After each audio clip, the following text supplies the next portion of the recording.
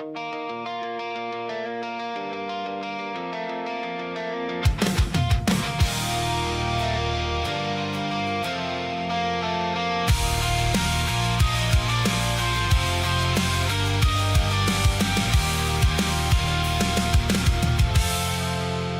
woke up to the refinery glow, feeling my hands still running low. Blueprints stacked on the bench again. Every new fix just leads to 10. Walls go up, then the hunger grows. Another upgrade, another load. I built this place with my own two hands. Now it keeps asking me to stand. I'm tired, but I'm still here, counting every scrap I clear. If I keep my head on straight,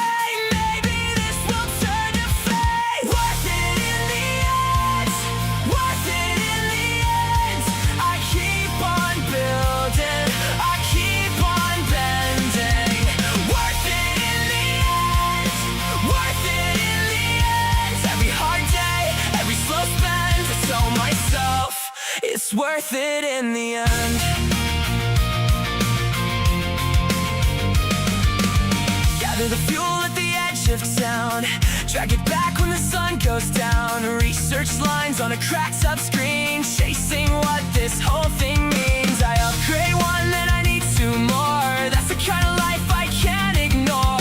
It's frustrating, yeah, I won't pretend, but I'm not leaving this halfway built. I'm tired, but I'm still here, counting every scrap I clear. If I keep my head on straight, maybe this will turn to fate. Worth it in the end, worth it in the end. I keep on building, I keep on bending. Worth it in the end, worth it in the end. Every hard day, every slow spend, I tell myself it's worth it in the end.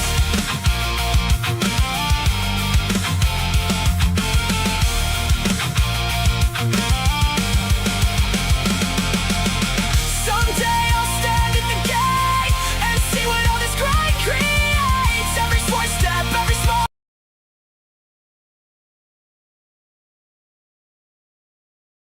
repair will look like a map when I get there.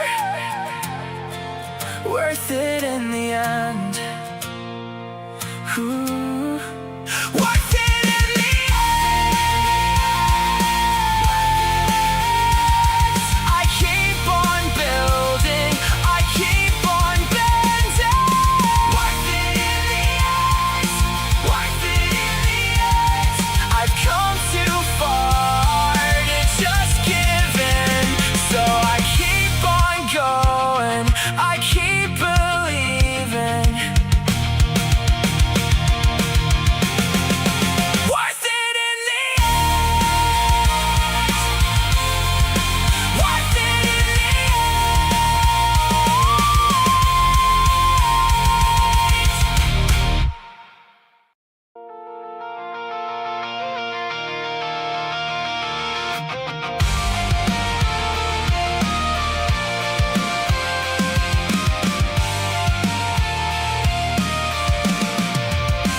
out in the wild grass, you froze my breath. I saw you move like a living myth. Bright-eyed storm with the blade thin frame. I said your name like I knew that flame. You turned your head, I held my ground. No crowd, no crown, just that heart pound sound. I read your steps, you read mine too. One wrong move and the sky split blue. Then you came in close and you pulled away. I sent my drone on the edge of the fray. Your pulse ran hot, my hand stayed steady. One more hit and the shard was ready. I caught you, I caught you. Now you're mine to run with. I caught you, I caught you.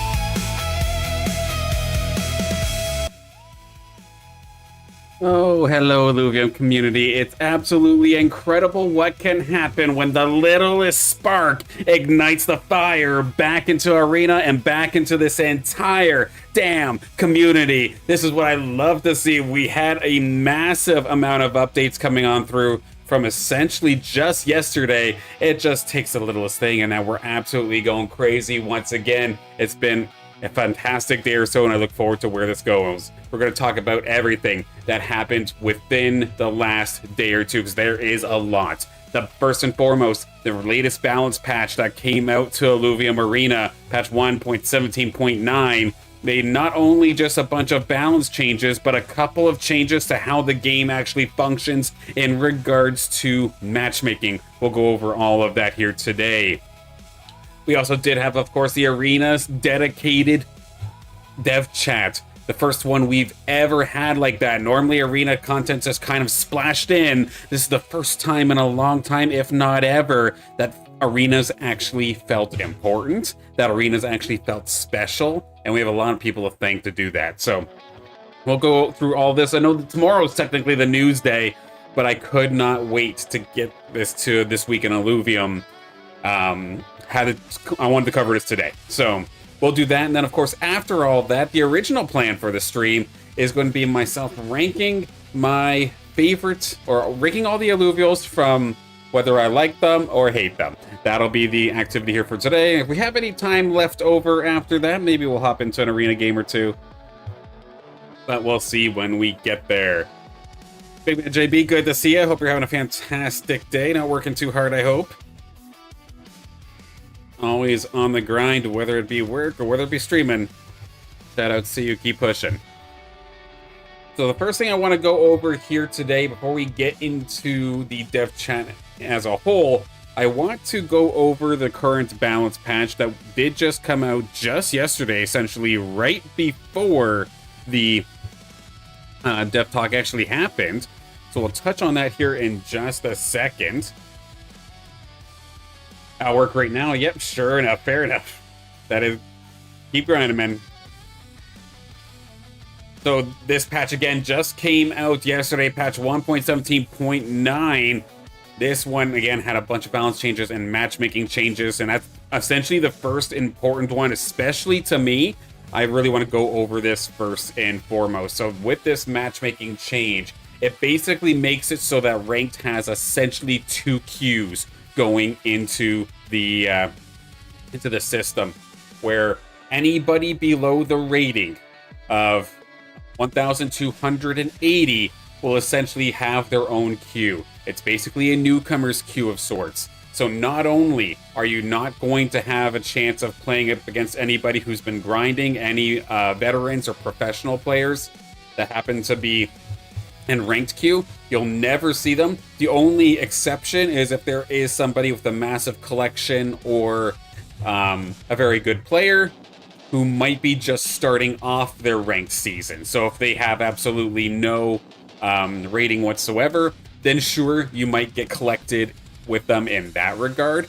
But those kind of players should be essentially taken out of that rating very quickly, within like 2 or 3 games. So the likelihood of a newcomer or beginner player coming on through the ranked system and running into a professional, a top player, so slim now. This actually gives at least a little bit of wiggle room for newcomers to get their footing in ranked play, kind of get the difference between the casual mode where ownership is off and the ranked mode where, of course, ownership is everything, essentially, in the ranked mode, with bots also being weaker in those divisions as well. Because I know even in ranked mode, even for myself, if it's a lobby of just myself and, say, Bart, for instance, the bots are so damn high in terms of their level that even I have a massive difficulty beating those bots, just because the levels are so high.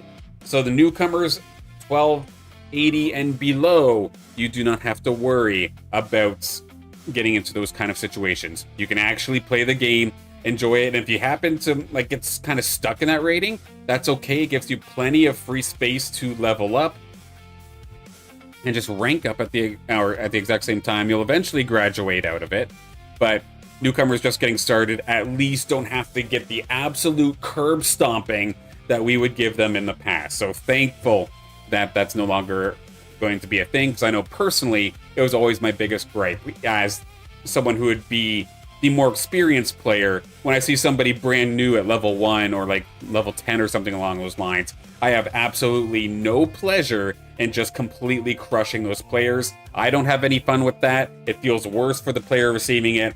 I'm thankful we don't have to be put in that situation anymore. No air conditioning, 95 degrees. Okay, please hydrate. Please keep yourself safe there, big man. Dick Wodak, good to see you. I hope you're having a fantastic day here as well. Now, of course, this change as a whole was meant to be towards newcomers, trying to make onboarding a little bit better. When we talk about the dev chat for Arena in a little bit, we'll go over some more things, because this is a fantastic step in the right direction, but of course there's still so much more that can be done. We'll talk about that in a little bit more. But in regards to the balance patch that you can go live and play right here, right now, this is what we're going through. In terms of some balance updates, so there is a good amount of changes so far, and a lot of them, oddly enough, have to do with the Ranger. We'll get that in a little bit, but start off with the synergies as a whole. So fire, 6 fire, this thing's dodged the nerf bat for a good little while. Finally going to be hit with the nerf bat relatively substantially, with the overall team attack damage going down, the fire unit bonus damage going down relatively considerably, 10% at the later levels. It was specifically fire 6 that we were having a hard time with. And not only do they reduce the attack damage by 10%, but they're also going to be taking into consideration that pure damage that you get that's max health based, that also going to be hit. So 6 fire going down. Sota, good to see you. Hope you're having a fantastic day. Haven't played so far, but they nerfed fire so hard that is it even good anymore? Any experience? I personally have not given it a shot. I've personally not seen it in the last couple of matches that I've played. However, if you, again, very, very early stages of this patch, so take everything with a grain of salt, but it does look like Inferno Arcanite is still doing fine when we take a look at, say, the Ratidata Companion. I can quickly hop over there. Inferno Behemoth and Inferno Arcanite are still being labeled as some of the top teams right now, and Fire's still up there. So I do believe that 6 Fire-based teams are still rather nice. Again, very early, our sample size is very low, but to say that this completely killed off Fire, I believe would be a massive overstatement, and I think Fire is just fine. But again, still early stages, we'll have to keep an eye on. With Fire's power being reduced, they did preemptively nerf Nature, which was kind of second in command, so to speak, in regards to team compositions outside of Mystic, but we'll get there in a little bit of a moment here. Which again, it was 6 Nature that we were saying before was very, very powerful, getting 3% of your max health as healing at a relatively reasonably or easily accessible threshold, because there's a lot of Nature units, right? So you're able to get 6 Nature relatively easily, and you would get a lot of healing. And in the past, for whatever reason, they would just not touch 6 Nature. That, with the new set of eyes onto things, is no longer the case. So then 6 Nature and then 8 Nature are going to have their overall healing and then Nature unit specific healing going down, as well as the missing health damage by just a tiny little bit, because the damage over time effect I don't think was ever really the major issue. It was more so the 6 Nature or 8 Nature teams just feeling unkillable. So these changes, I think, is a great step in the right direction.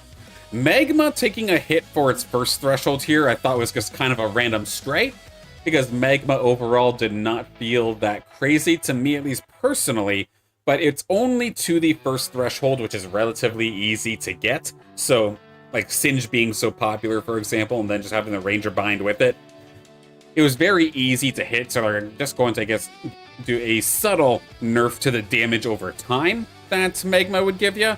but they're leaving Magma 3 and then Magma 4 alone, so that's probably a good thing. Haven't been able to play yet, but hopefully can get on tonight. Absolutely, love to see it on there. Let me know how your Tsunamis feel, because honestly, right now, I don't know if it's just because of a couple of players who are playing it, but they look very, very good, and you would be set up rather nicely to take over some games. One that I'm personally extremely excited about, I've been saying how Shock is basically the Zangief of Illuvium, where you pick Zangief essentially just to crap on a newer player. You would pick Shock just to crap on a newer player just for fun, because it's a terrible affinity, just like Zangief's usually a terrible character in Street Fighter, but you can have some fun when you know that you can outmatch your opponent. Shock kind of felt like it was that, otherwise it was just essentially terrible. They are trying their damnedest, though, to make it work here. Shock now hits 3 targets instead of 2. That is definitely nice. The first portion of Shock, oddly enough, is going to see a nerf in terms of its damage, but they're trying to compensate that by when you hit Shock 4, which of course is extremely tough to actually hit, that you're going to be raining down 500 damage to those 3 targets. And of course, the lightning bolts come down a little bit quicker once you hit Shock 4 as well. The overwhelming, or not the overwhelming, but from some of the discussion I've seen in the Discord, it's that this is still not enough for Shock to truly feel good. But I'll tell you, at least with a couple of the games that I was playing, where the field felt relatively even, or maybe I had a subtle advantage in those lobbies, Shock does feel okay. At least it's not terrible, but it's still just okay. And I think that switch to 3 targets compared to 2 was a massive difference maker. Still not, again, enough for it to be meta, but at least decent now. Funny how they tried to balance things by nerfing most things. A few months ago, Nature, Fire, Umber, Fighters, Empathrogues were stronger in absolute terms. I'm saying Umber because it made water stronger. Yeah, Umber carries water, 100%. Even still. Spore gets a little bit of love here in this as well. The healing and the energy burn on every single threshold is going to be going up. The justification there is since Elk got or the Adorito and the Adorius, since they got a nerf directly, trying to give a little bit of love to Spore as the synergy compared to just the Illuvial itself.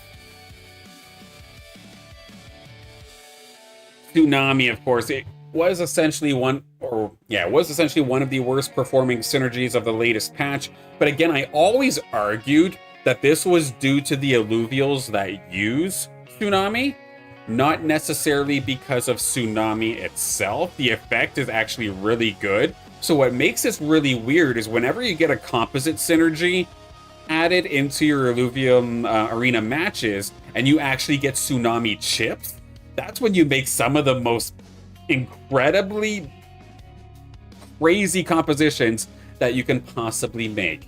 So if you're already going for Tsunami and the chip drops, and you can give that Tsunami chip to your Umber, or you can give that Tsunami chip to a Sinolf or Dualef, or not even just water Illuvials. You can give this chip over to like any DPS unit. Like I remember trying before using a Tsunami chip on my Ophisto. It was some of the most fun that I've had in Illuvium because abilities just rain down. It's absolutely hilarious.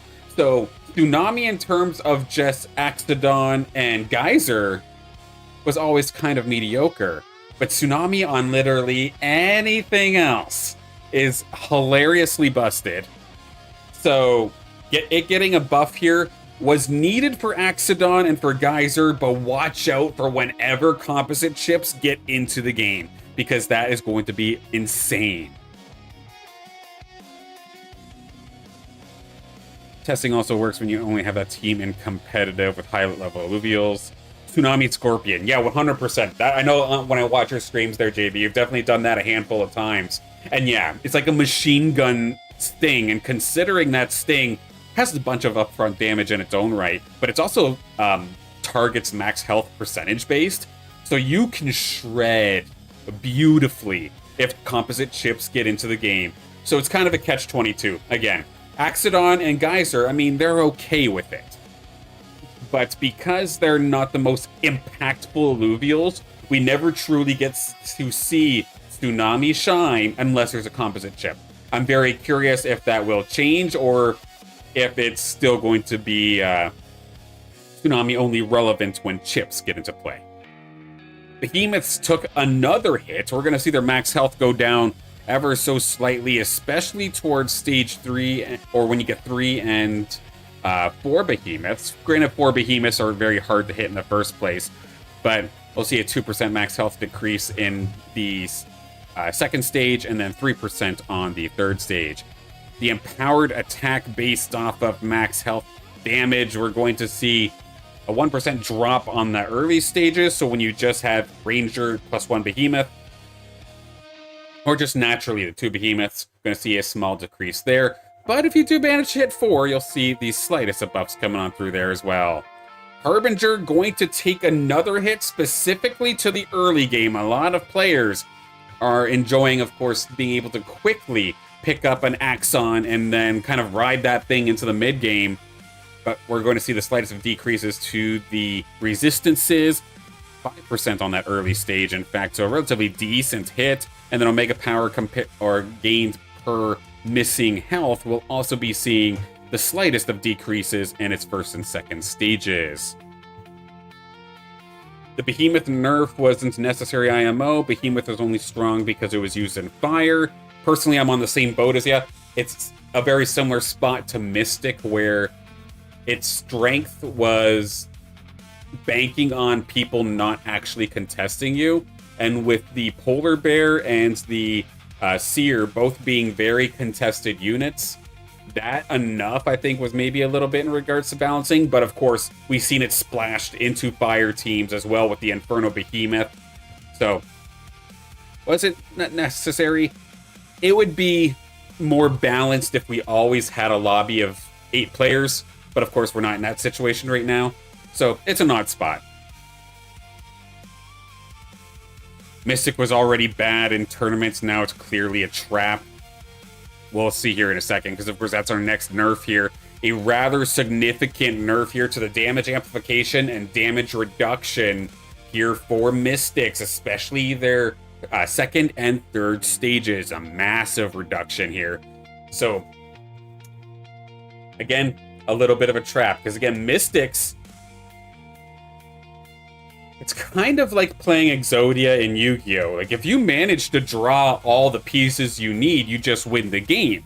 But the problem is, again, is that Mystic's team, Mystic units, are splashed into so many compositions that actually being able to get a fully evolved Geyser, again, Tier 4 Stage 3, and then a fully evolved Adorius, that's the Tier 5 Stage 3, trying to hit those are so late game reliant and have so much risk attached to relying on those units that Mystic being strong kind of made sense. There was a little bit of a self-balancing act there with Mystic being so strong, because usually those Illuvials are contested. And I've said it time and time again, whether it be in House League or whether it be in my own competition streams, but all you have to do, if you see one Mystic player in your lobby, is just steal Geyser or like a couple of the Ebbs, make a flood for yourself, and you can really screw with the RNG. Get an Adorito for yourself, and you can really screw with that Mystics player's late game. It's not hard to do. So especially if there's 8 players in a lobby, Mystics are an absolute trap to go for, even more so now. So we'll have to keep an eye on Mystic, but I would not be surprised if we see Mystic absolutely fall off a cliff in this patch. One additional upgrade here is going over actually to Phantom. So with Fire's power going down, they wanted to give a little bit of a buff towards the Phantom unit. So this was really cool. Of course, this is Monarch in particular, as well as Ramp Fire and Ramp Fight, or Ramp Fight, Ramp Fire in terms of order. So the Omega power that you get when you land a crit will be going up. So we'll have to see, can 6 Fire, but with a more Monarch and Ramp Fire focused tune, maybe start to show up a little bit more compared to it being more so Skoriox centric. and Inferno. I mean, you could still play Inferno. I mean, both Phantoms are Inferno, so that very well could be a nice little buff to them, but will this make a difference? I have no idea. I haven't seen anybody actually try to pull it off just yet. Sticking here, let's see. We can get more damage amp and reduction just through the augments, so Mystic is just useless now? Potentially. I definitely look forward to seeing what happens over the next week or so. Massive changes to essentially all of the augments here, and I'll explain why in a couple of minutes when we talk about the actual dev chat, to go into a little bit more details about this. But augments as a whole are essentially seeing a massive nerf. So the component cells, when you're still just getting the pieces and you're not combining the augments yet, all of those are seeing a relatively significant decrease, where the 4 cells, so the red augment going down to 3% compared to 5. Omega cell, the yellow circles are going down to 5 Omega power compared to 10. And then the stasis, the blue circles are going down to 3% of your max health. In regards to the brawler, the purple augments, the converging impact reactor is going to see an attack damage reduction down, cut in half actually, right to 5%. Health going down by 1% as well.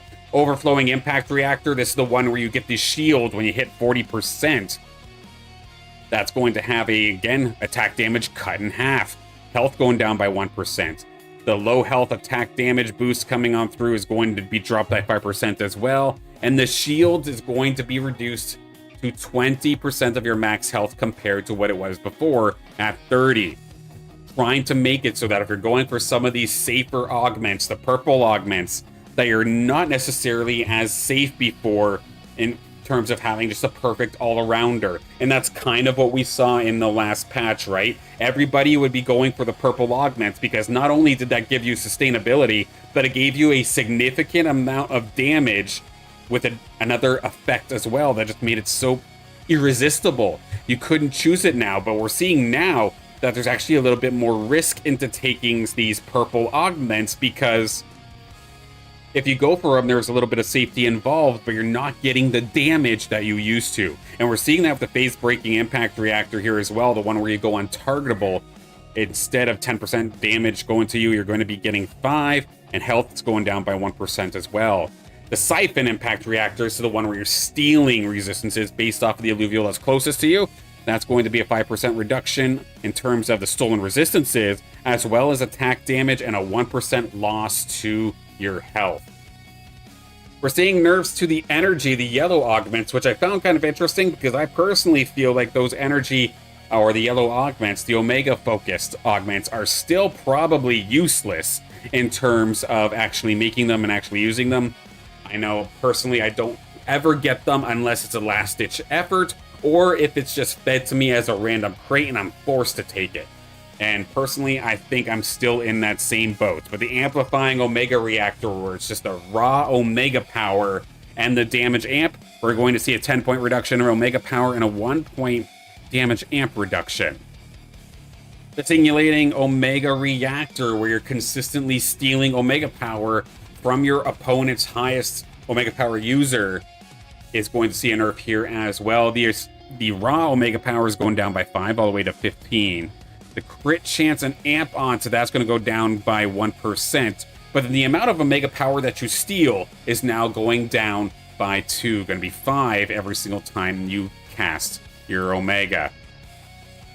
The test letting Omega reactor, its raw stats aren't going to be changed, but this is the one where every single auto attack you get some energy or additional bonus energy. That is now going to 2 compared to 3, so a small little nerf there. Fusion, the orange ones, the resonating impact or the resonating pulse reactor, the amount of Omega power converted into attack speed going down to 4%, used to be 6. The synchronizing pulse reactor, this one could kind of get splashed onto a lot of things. Of course, that was where your physical damage gets turned into energy damage by a certain percent. From 25, going to be down to 18. Attack damage down to 5%. It used to be 10. Omega power given down to 5. It used to be 10. And then the energy resist piercing, which I think is what allowed it to be splashed on to so many different compositions, is going down to 14 when it used to be 20. Fun Daddy Ratty, good to see you. Hope you're having a fantastic day. Lots of nerfs to the shield augments as well. This is going to be your blue augments, all of the tanky ones. The Cascading Stasis Reactor, where it's your resistances based off of how many enemies are targeting you, will go down to 6. It used to be 8. You're going to be losing some health as well, 4% down from 6. The Dense Stasis Reactor, this was just the raw HP upgrade that you can get, from 20% down to 15% this time by. The Phasing Stasis Reactor, where you get a shield right off the rip based off of your max health. That shield is going down to 7% when it used to be 10. The resistances gained when the shield goes away is going to be from 10 down to 7 now. And then the raw health increase is going down to 4% when it used to be 6. One of my personal favorites, the Resurging Stasis Reactor, where you're getting healing based off of your max health. Well, the amount of healing that's going to be doing will be going down from 3 to 2 now. Then the raw health is going to be from 6 to 4 now. And then the raw amount of energy resistance that you'll be getting for using this augment is going down from 40 to 30. The raw damage here, so this is going to be the red augments coming on through. Charge Force Reactor, where it was just the raw attack damage and damage amp. Similar to what we saw on the Omega Power side, we are going to see it here as well. Attack damage down from 40 to 30, and the damage amp is going to take a hit as well from 4 to 3. Disruptive Force Reactor, this is the one that gives you True Sight. We're going to be seeing an attack damage reduction from 20% to 15%, and then the attack speed on takedown will also be going down by 1%. The Echoing Force Reactor in this instance here, of course, this is the one that's just the snowballing one. Every single time you get a takedown, you get attack damage increases as well as crit amp. The attack damage increases are going to stay the same, but the raw attack damage is down to 15 from 20. The raw crit chance is down to 7 from 10, and the crit amp gained, so how hard your crits hit, will be going down on takedown or by 1%. So that's 4% now every single takedown compared to 5 that it used to be before. The Hyperforce Reactor, where every couple of auto attacks, or every auto attack rather, made you gain some attack speed. The attack speed is going to be untouched, but it's going to be the attack damage itself that will be getting hit, down to 15 from 20. And last but not least, the Piercing Force Reactor, where you would get 2% max health used against a target as pure damage. The effect is being let alone. However, the raw damage attached to it is going down. In fact, down rather heavily. From 20%, we'd see other augments go down to 15. No, Piercing Force is going down to 10, so a bit of a heavier nerf to that augment in particular.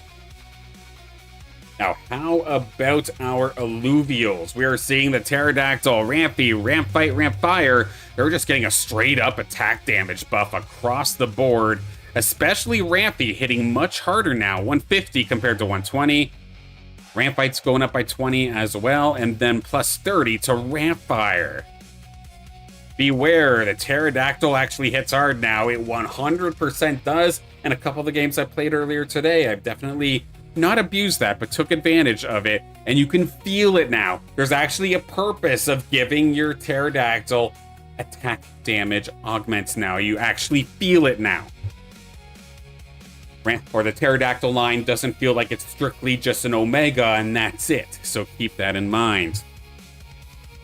The Beetle line, that's going to be your Scarabot, Goliath, and Titanor. There's going to be nerfs across the board to its Omega. Of course, that big AoE and a line stun did a significant amount of damage as well. Well, it's going to be tuned down rather considerably. 75 damage taken away from the Scarabot, 100 damage taken away from the Goliath, and then over 175 damage taken away from the Titanor. So more in line with the tank, but that Omega is going to be much, much softer to take now. It's more so used for the utility of the stun rather than the damage. The Elk line, we are going to see the missing health damage scaling get a little bit of a change here for the Ador in particular, down 3%. Then the Adorito, max health, and then the Omega scaling, we're going to see down essentially across the board. Adorito dropping by 250, Adorius being dropped by about 350. And that's just like the raw healing, if I do recall correctly. Then the Omega scaling also going down. So they're really taking some heavy hits here at the Elk, not just on the Mystic side of things, but I guess to maybe counteract nature as well. We would still see the Elks get splashed into basically any team that could accept them because the healing output was just too good to pass up on. But is this now at a point here for the Elk where you actually have to think about whether you want to bring it onto your team or not? We saw a nerf in the last patch where it took longer to actually get those casts out, making it tougher for Elks to be implemented onto rogue teams. But now, does this even get to the point here for Elks where some of these tankier teams are happy to have it, but maybe you stop seeing those instances where you feel like you have that Blotto, for example, on its last legs, down to less than a quarter, and then all of a sudden an Elk heals it back to full? Is this to maybe put it a little bit more in line with other team compositions? Maybe that'll be the case. I know personally I still love my Elk even over the last couple of matches. Still find use for it, but maybe it's not as unbearable anymore. In regard to some small changes to a couple of the other Illuvials, the Singe is having its physical attack damage reduced to 130. It used to be 150. The Furiox is going down from 135 to 120. And then Scoriox is also going to be getting a hit here. Going to be losing 10 of its physical attack damage. Then last but not least, another behemoth is going to be hit here, specifically the Jotun.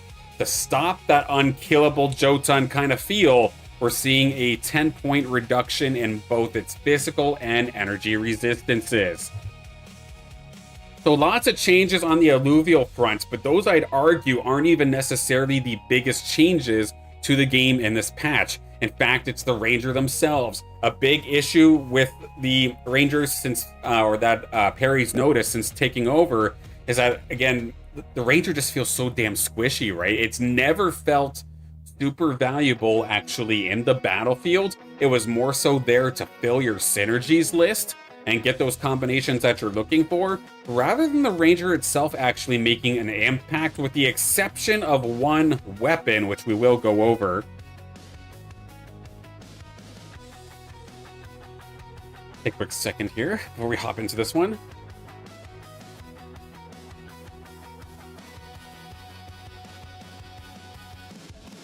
I think my team got better because it sounds like everything that was strong against it got nerfed. JB, 100%. Have fun tonight if you get to play, because water in general is not in a bad place, it seems. Tsunami seems super fun. Your team in particular, I think, could do very well. Just note there might be more players going after it, and I know RNG already wasn't your friend. So make sure you're hitting that tab button as much as possible, seeing how many players are maybe shooting for the same Illuvials before you hard focus on Axodon or hard focus on Caradulo, because I'd hate for you to be stuck at level 5 for so long chasing it when 3 or 4 other players might have Axons. So please keep an eye on that. Alright, in terms of the Ranger weapons, so first and foremost, across the board, every single Ranger weapon gets physical resistance and energy resistance, 15 points to each, making the Ranger just a little bit tankier overall. Now for the weapon-specific changes. The Arrow Edge, one of the air fighter weapons, going to have its attack damage increased, and the Omega damage increased as well. Aqua Blaster, we're going to see a relatively significant increase in terms of its damage, up 20 points, and then the energy damage on its Omega, 625.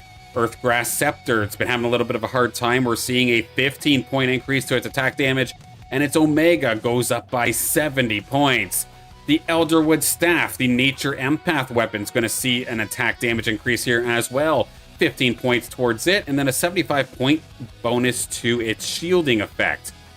Again, this is all prior to any augments actually taking into effect, so please keep that in mind. The Ember Bastion, 20 points additional to its attack damage. Reflected energy damage going up by 5. The Ember Buckler is going to see a 20-point increase in terms of its attack damage. Energy damage also going up by 125. Huge little buff there for the Ember Buckler. My precious, the Emberling Rod going to be seeing a 15-point increase. Then damage per bloom is actually going up by 75. No wonder it felt like it hit a little bit harder today. The Flame Warden Staff, that's the Fire Empath weapon, is going to get 15 points to its attack damage. And then the energy damage on its Omega going up by 100. The Galewind's Bow, that's the air ranged fighter weapon. It's going to see its Omega go up by 100 as well. And then an additional 20 points towards its attack damage. Given that's ranged, I feel like that's actually pretty significant here for the Galewind Bow. The Grove Sword, that's going to be the nature fighter weapon. It's going to see a 20-point increase in terms of damage. And its Omega is going to hit much harder, a 125-point bonus. The Lava Gauntlet, the Fire Scion weapon, 15-point bonus towards attack damage and 100 towards its Omega.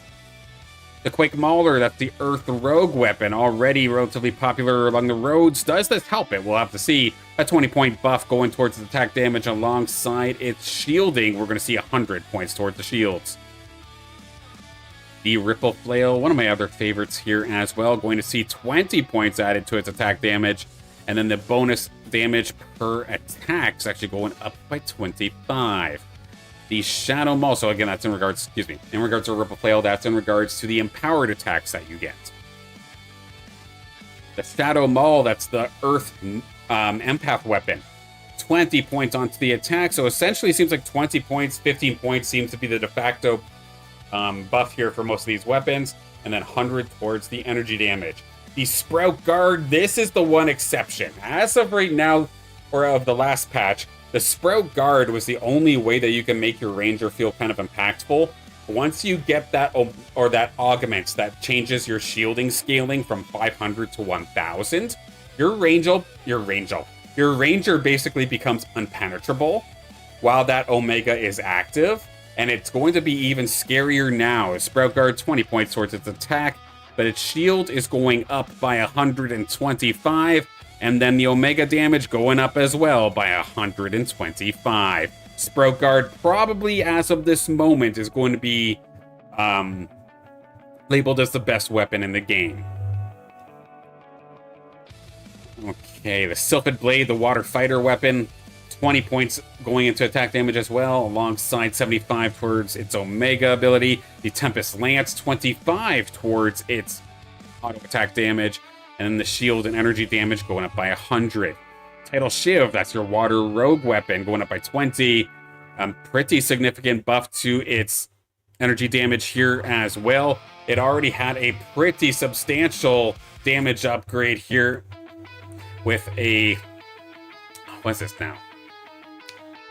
175 towards its Omega now. Pretty significant, if I do say so myself. Then last but not least, Fine Bound Cleaver, 20 points towards its attack damage. Then the bonus physical damage you get going up by 5.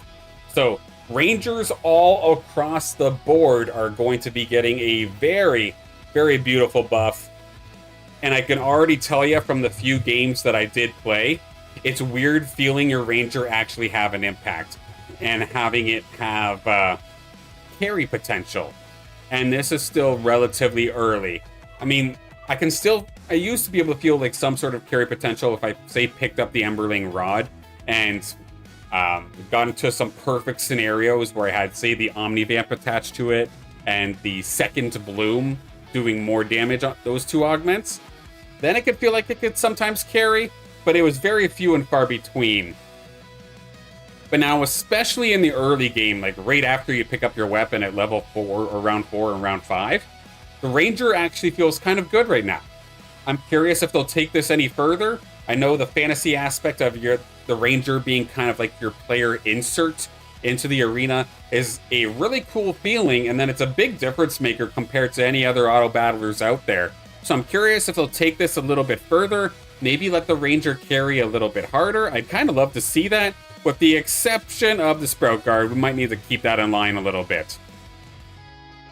But with that, of course, that is the patch notes for the patch that just dropped yesterday. Plenty of awesome changes here, and it's cool to see the arena get a little bit of love here, and it's not going to be the end of it. Of course, I'll be going over the dev chat that happened just yesterday as well. But in regards to specifically this patch, that is the end of it.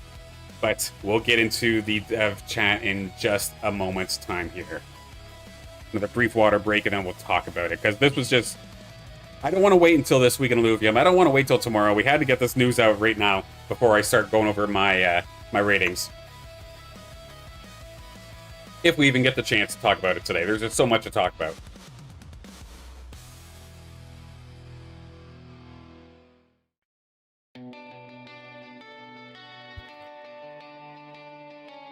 Yeah, if anybody has any predictions as well as what do they think will actually end up being strong here for this patch, I'd absolutely love to hear it. Theorycraft a little bit. We've got a glimpse of the ratty data stuff, but of course that is still very low sample size, so keep that in mind. All right.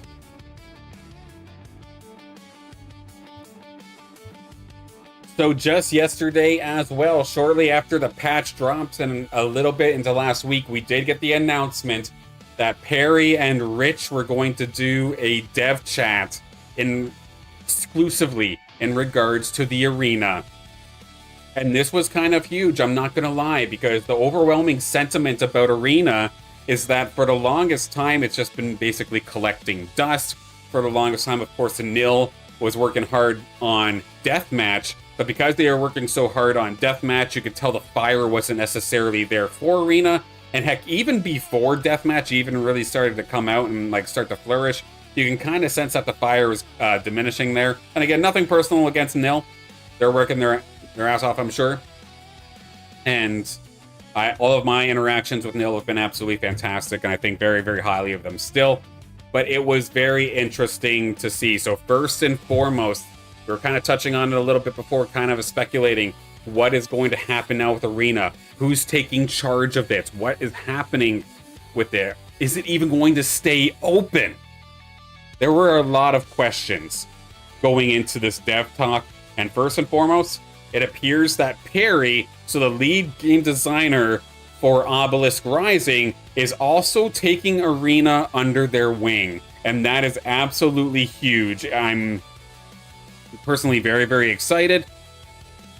At least over the last little bit, especially with Obelisk Rising, you can tell that Perry has a lot of heart into the stuff that they put work into. But more importantly as well, they're actively in the chats. They're actively playing the games. And we'll see when we get through this, but just, it's already a night and day difference within 2 days of how Arena's being treated. And we'll start things off right here, right now. So the first thing they were talking about, of course, it goes one of two ways, right? Either you shut it down, you shut Arena down, or you keep it open, but you couldn't necessarily just keep it open just for the sake of collecting dust. You'd have to give it some love. And I'm very excited to say that in the dev chat, Perry announced that they will be keeping Arena alive, and then they're going to be providing updates that are deemed as low-hanging fruit that does not interfere with Obelisk Rising's development. Because I want to stress, this is not turning Arena into the sole focus for development. That main focus, like 99% of the focus, is still on Obelisk Rising, as it should be. That is going to be the game that carries Illuvium, that makes or breaks whether we are talking about Illuvium in another year. But Arena could not just be, again, sitting around collecting dust. And I'm very thankful that even if it's like 1 to 5% of the attention of development going towards Arena, still feels like more than what we've seen over the last year. So I'm super, super excited to be just announcing that. Again, we're living we're back. We're not going anywhere. And there is, at least to me personally, some restored confidence, and that my time in the arena, promoting the arena, working with the arena here with the community and hosting these events, they're not going to be for nothing. And that this game is still going to be a mainstay here in the Illuvium ecosystem, in the Illuvium universe. It may not be the main event, but it is still going to be a sought-after, like, side project of sorts. Let's see. Of course, a big stressor for me personally was that, of course, was the onboarding process. Newcomers coming into the game had essentially nothing to work for because you could never earn your own Illuvials through gameplay alone. If you went into ranked mode, you would collide into pros and veterans, get completely curb stomped, and then what? You'd have to go just play casual mode if you even realized that the ownership thing was the part that was kicking your butt. And casual mode, you couldn't really do much there. So it was a rough time. Perry is absolutely aware of this, and they want to try and find more things to allow for onboarding so that the average player has something to play for, and that it's not just leaderboards. Leaderboards are fantastic for players like myself and players above me who are just trying hard all the time. But for the average player of Illuvium Arena, they needed something, and this is going to be a big part here. They're going to be bringing back a light version of the Battle Pass, something that lasts maybe a couple weeks, about 2 to 4 weeks is what they labeled as here, but something that's giving you daily goals, weekly goals to potentially go towards. And then as the rewards, being able to potentially get Illuvials that actually do have some levels already attached to them, as well as maybe some sort of base lane TPI. The number exactly wasn't thrown around per se, but you'd be able to earn Illuvials just by playing the game. That is something us pros and veterans can take advantage of. That's something that newcomers still can push to do. And that is a huge part that was been missing here in Illuvium. It's not the end-all be-all, but this is still a fantastic step in the right direction. A couple things, of course, that could be used as rewards as well. Some smaller XP boosters as a part of the passes. Fantastic. Titles and like mini achievements of sorts can be added there as well. They mentioned that while they can't necessarily take away from the art team working on Obelisk Rising, there are some cosmetics that are still left over. So potentially those could be added in to the Battle Pass as well. And then, of course, fuel. And getting fuel, of course, being able to potentially buy a Battle Pass again sometime just by playing the game. We see this in other games, like say Fortnite, for example, where if you play enough of the Battle Pass, you can then buy the next month's Battle Pass because you played so much. A reward like that always feels fantastic. And then, of course, auto drone runs. You can get more Illuvials just by playing the game. Finally, this is something that we've needed, and I'm so happy to hear that these Battle Passes are going to be coming back as a way to help the average player come on through with, of course, free and premium tracks, especially if through the free mode that you can at least get maybe the occasional auto drone run, get the occasional Illuvial. That will be huge in my opinion, and I really look forward to seeing what Perry and the rest of the development staff end up doing here in regards to the arena passes.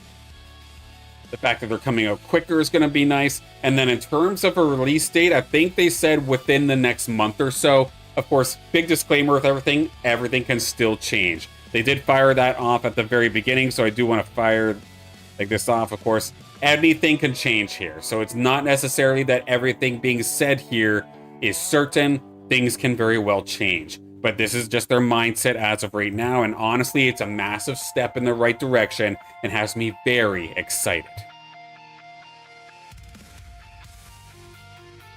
A couple of other quality of life changes. We've already gotten a touch of it in the previous patch notes where the there's essentially the two queues. You all have the newcomer queue where if you're below a rating of 1,280, you'll never run into a veteran or a pro unless it's their first games in the arena. And then they're probably going to be in that rating for maybe 2-3 games and they'll be shot out of it. So Newcomers will play against newcomers. The bots in those lobbies as well, if there are any, will be easier to defeat. It's not going to be your first couple of games into ranked getting damn curb stomped by Bart, Sota, myself, or whomever, whatever their veterans and pros are out there, because that was a terrible experience, and I'm very thankful that this at least allows for a little bit of a buffer here for newcomers to really get their footing before they start going up against tougher opponents. A couple of things being considered as well, and this one I find huge and a must. For non-ranked mode, you can actually get experience in non-ranked modes.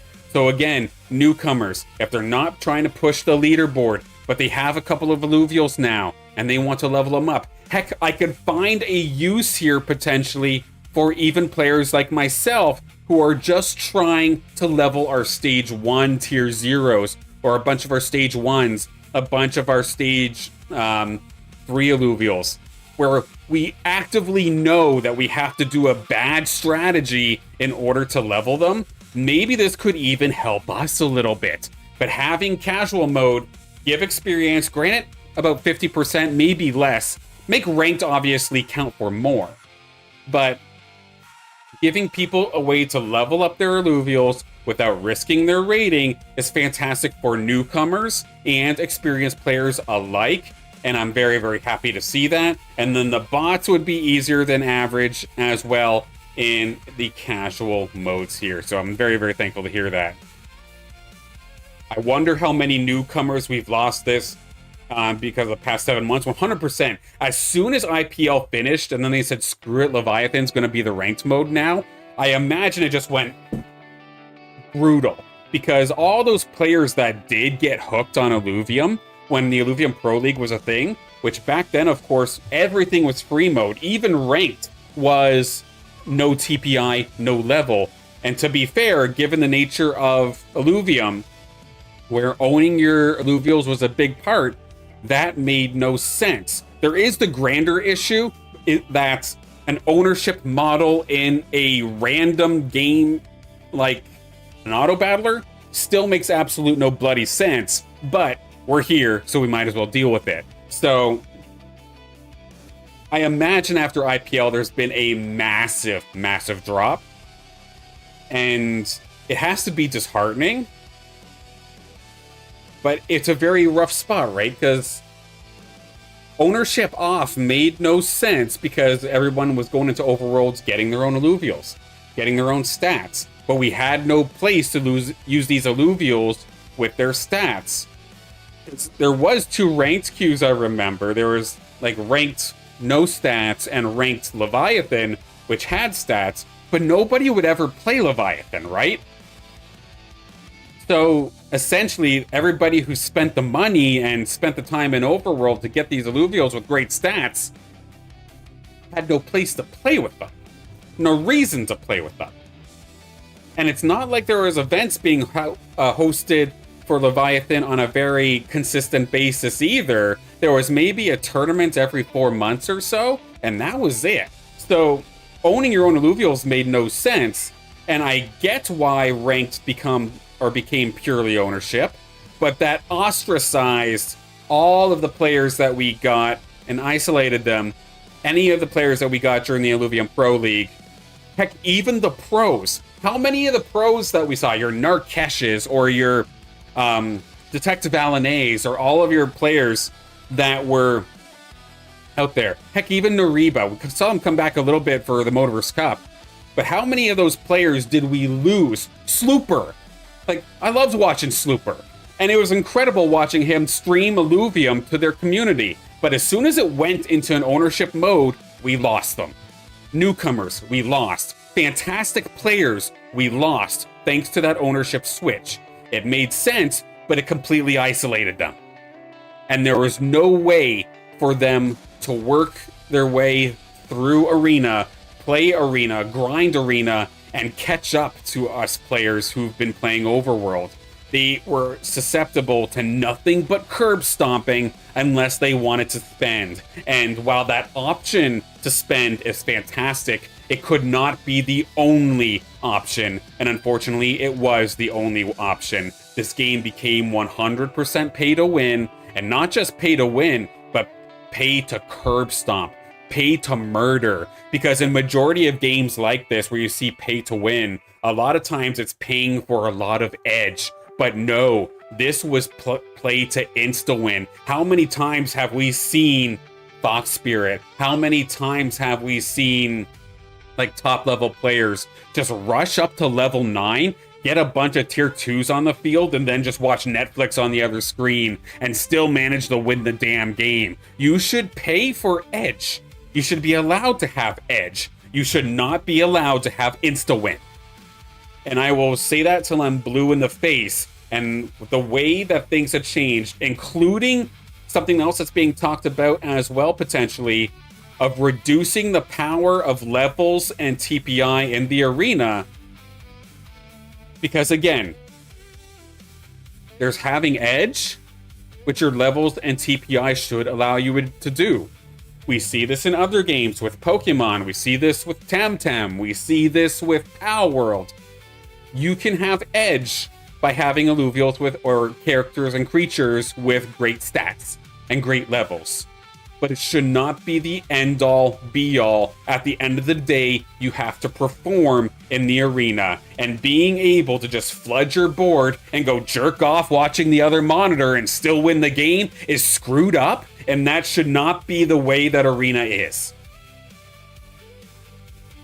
It's absolutely disgusting, and I honestly do hope that TPI and levels do get hit in a respectable of enough manner, because again, I respect everybody who put the time in to get those high-level Illuvials, to get those perfect Illuvials, those amazing fusions, the sacrifices and money that's gone into the game to get yourself into that position. I respect the hell out of you. I could never do it. And I genuinely do feel bad for the players that have done so. But just because, and I know I've said this before, but just because something was done that way in the past does not mean that players of the future and present should have to suffer or become straight up non-existent because you put up with that grind. I wish that there was more tournaments for those players to capitalize on. I wish there was more events where those players can earn something because they've gotten the opportunity to, or they've put in the time and put in the money already to have these fantastic teams. I do think it's a ripoff that you have these amazing teams and you've had nothing to do with it for so long outside of the leaderboard. Which, granted, yes, you've been able to probably earn a little bit off the leaderboard, but I wish there were opportunities where you could have gotten more. But that does not mean that we should suffer, that the newcomers should suffer. Make the game unplayable just because you put in that work before. I respect, again, the time that you've put in, the money you've put in. I wish more could have been done. But I don't want you guys to be kings and queens of a dead kingdom. It's a rough spot. And I know a big argument, again, through a lot of discussions. I know specifically my X feed is filled with, say, Kathina, for example. Her big push is to make sure that people's time and money is respected. And I definitely get that. So how can we make this adjustment to... Yeah, how can we make this adjustment that's respectful enough but makes it doable and less painful for newcomers? I don't want to see the TPI and level bonuses go to nothing. Not a chance. But the levels that they're at right now is incredibly rough. Yeah, Sota, exactly. I don't want you to have the best collection of a dead game. I don't want you to be on top of the leaderboards for a dead game. I don't want you to be say that you're the best of the best, winning tournaments of events of 16 people. I want you to be the best players of thousands, multi-thousands. And if that means that you have to, or even myself, I have probably like a B+, maybe A- level team in terms of levels and TPI. If I have to give up some of my edge to bring hundreds more players, thousands more players into the game, I will do that.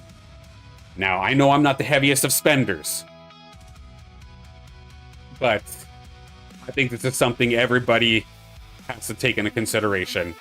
And it's not going to feel good. I get that. Your Alexas, your Toriels, your top players. I know Fox, for example, who's always said that they've spent thousands and thousands.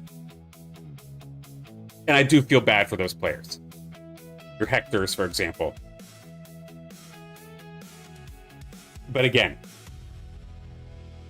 more players coming in, more chance of competitive players, more chance of players looking for good Illuvials, more chance of people looking to rent out teams, more pushing for tournaments, bigger prize outs or prize pools.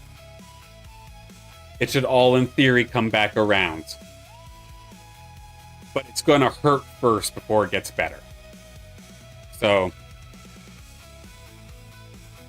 that was a big state of conversation here with Perry, and even Perry's very cautious. He knows that that change needs to be made, but he's very cautious about it.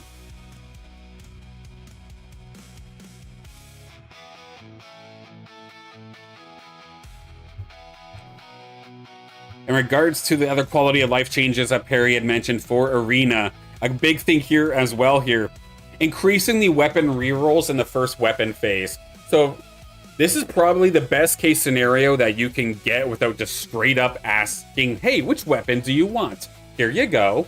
So I'm very happy to hear that, because much better chance of getting the weapon you want in your first couple of rounds.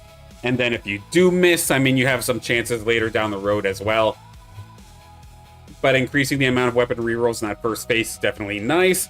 And then, thankfully, I don't even think personally that bots should have hollows, but making it so that dark hollows don't appear on bots is fantastic, a fantastic step. I honestly don't want them to even have hollows. Hollows and dark hollows, the first time that you see them, should be a holy crap moment. What is that? Why does that look so cool?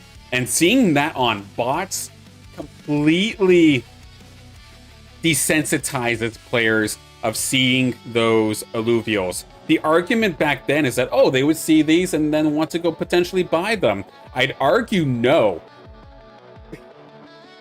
Like, seeing a full team of Dark Hollows just feels stupid to me. What I love personally is when I see that one Illuvial on my opponent's team that just looks weird, looks different. Why does that look that way? I take a look at it and see that it's a Dark Hollow, realizing that's like the akin of a shiny. That feels special. That feels amazing. And then having Dark Hollows and Hollows be synonymous with that player being a bot is disgusting and needed to be removed ages ago. I talked about it ages ago. It got shot down. I'm thankful to see that Perry is looking to get rid of this immediately. In regards to balance, so a couple of things that Perry's looking for to change up. Again, we were talking about the traits and the levels. Ownership, that's what it was. Yeah, 60% of your stats come from levels, and then 40% from your traits. It's ridiculous. So I already went on a rant about this. I'm not going to go into it anymore. But we're kind of seeing some of the balance changes come through without having to touch that number as of this moment. Because, of course, your augments and your drone augments, those scale with those stats, right? So not only are top collections getting edge because of their levels and TPI, but their items, their augments are just straight up better than newcomers. So they're trying to knock that down. The base class synergies will be going down a little bit, and then making the ranger more impactful, of course, is fantastic as well. The other thing that they're interested in as well here is in regards to hyper. the super effective mechanic, because as of right now, it's basically non-existent. It hardly has any effect into matches. Matches are not won and lost based off of type advantages. If anything, it's just kind of a flash in the pan. It has essentially no effect at all. So one thing that they are looking into is that Hyper essentially amplifies the big bonus that that synergy would inevitably get. So instead of getting only attack speed and a little bit of attack damage and resistances, now say if a Bulwark Illuvial has Hyper thanks to a super effective advantage, they'll get more health. Fighters getting more attack speed, Rogues getting more crit chance, and then Scions and Empaths getting more Omega power to assist with their damage or their healing or their shielding. And make it feel like a bigger impact.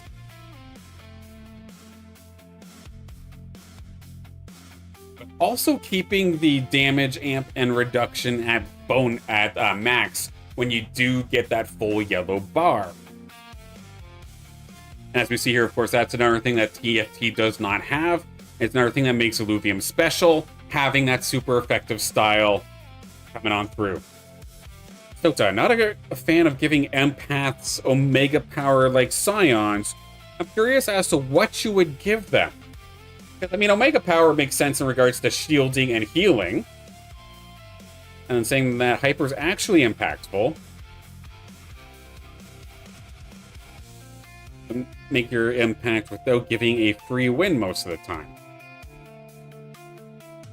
Maybe that could very well just be a thing of top-level players with Illuvium.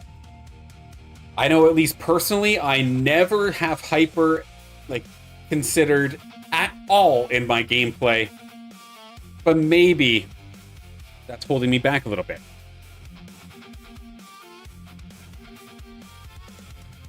But nonetheless, Hyper for parry is an instance where they're thinking about making it a little bit more impactful. Those being a couple of the changes they're potentially going to go for. They're also looking to do something that we've seen before in a previous patch that got reverted, where the patch before was talking about simplifying some of the traits, but no, they're trying to make this at least a little bit easier to balance. One thing personally that I'm a little bit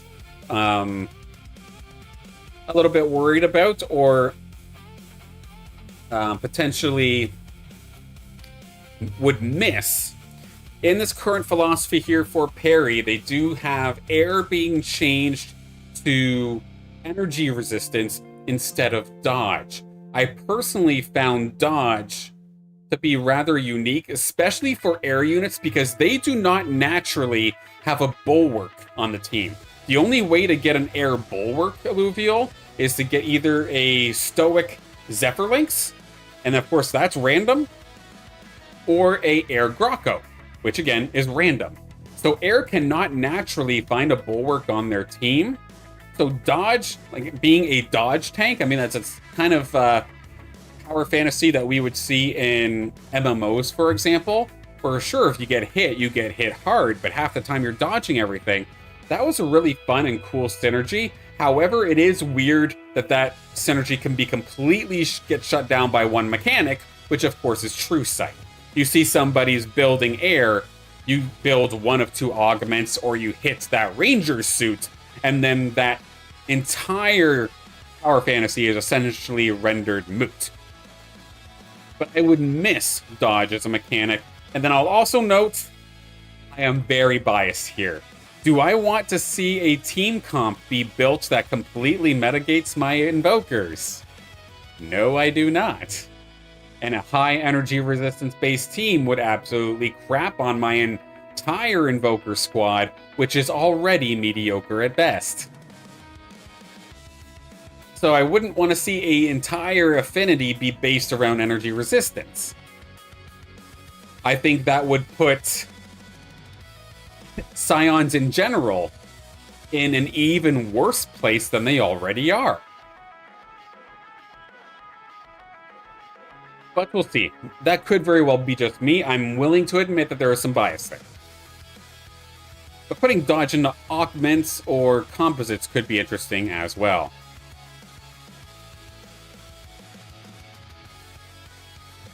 And then that's something we're going to talk about right here. Actually, that was in fact the next point. So the feeling, this is in regards to some of the issues they know are still in the game, trying to figure out how to deal with. And like how to work around it. So again, the feeling of ownership. Again, ownership in a auto battler feels kind of messed up. I've talked about it before, where it feels like we're renting or we're leasing our own Illuvials in this game instead of being able to just outright use them.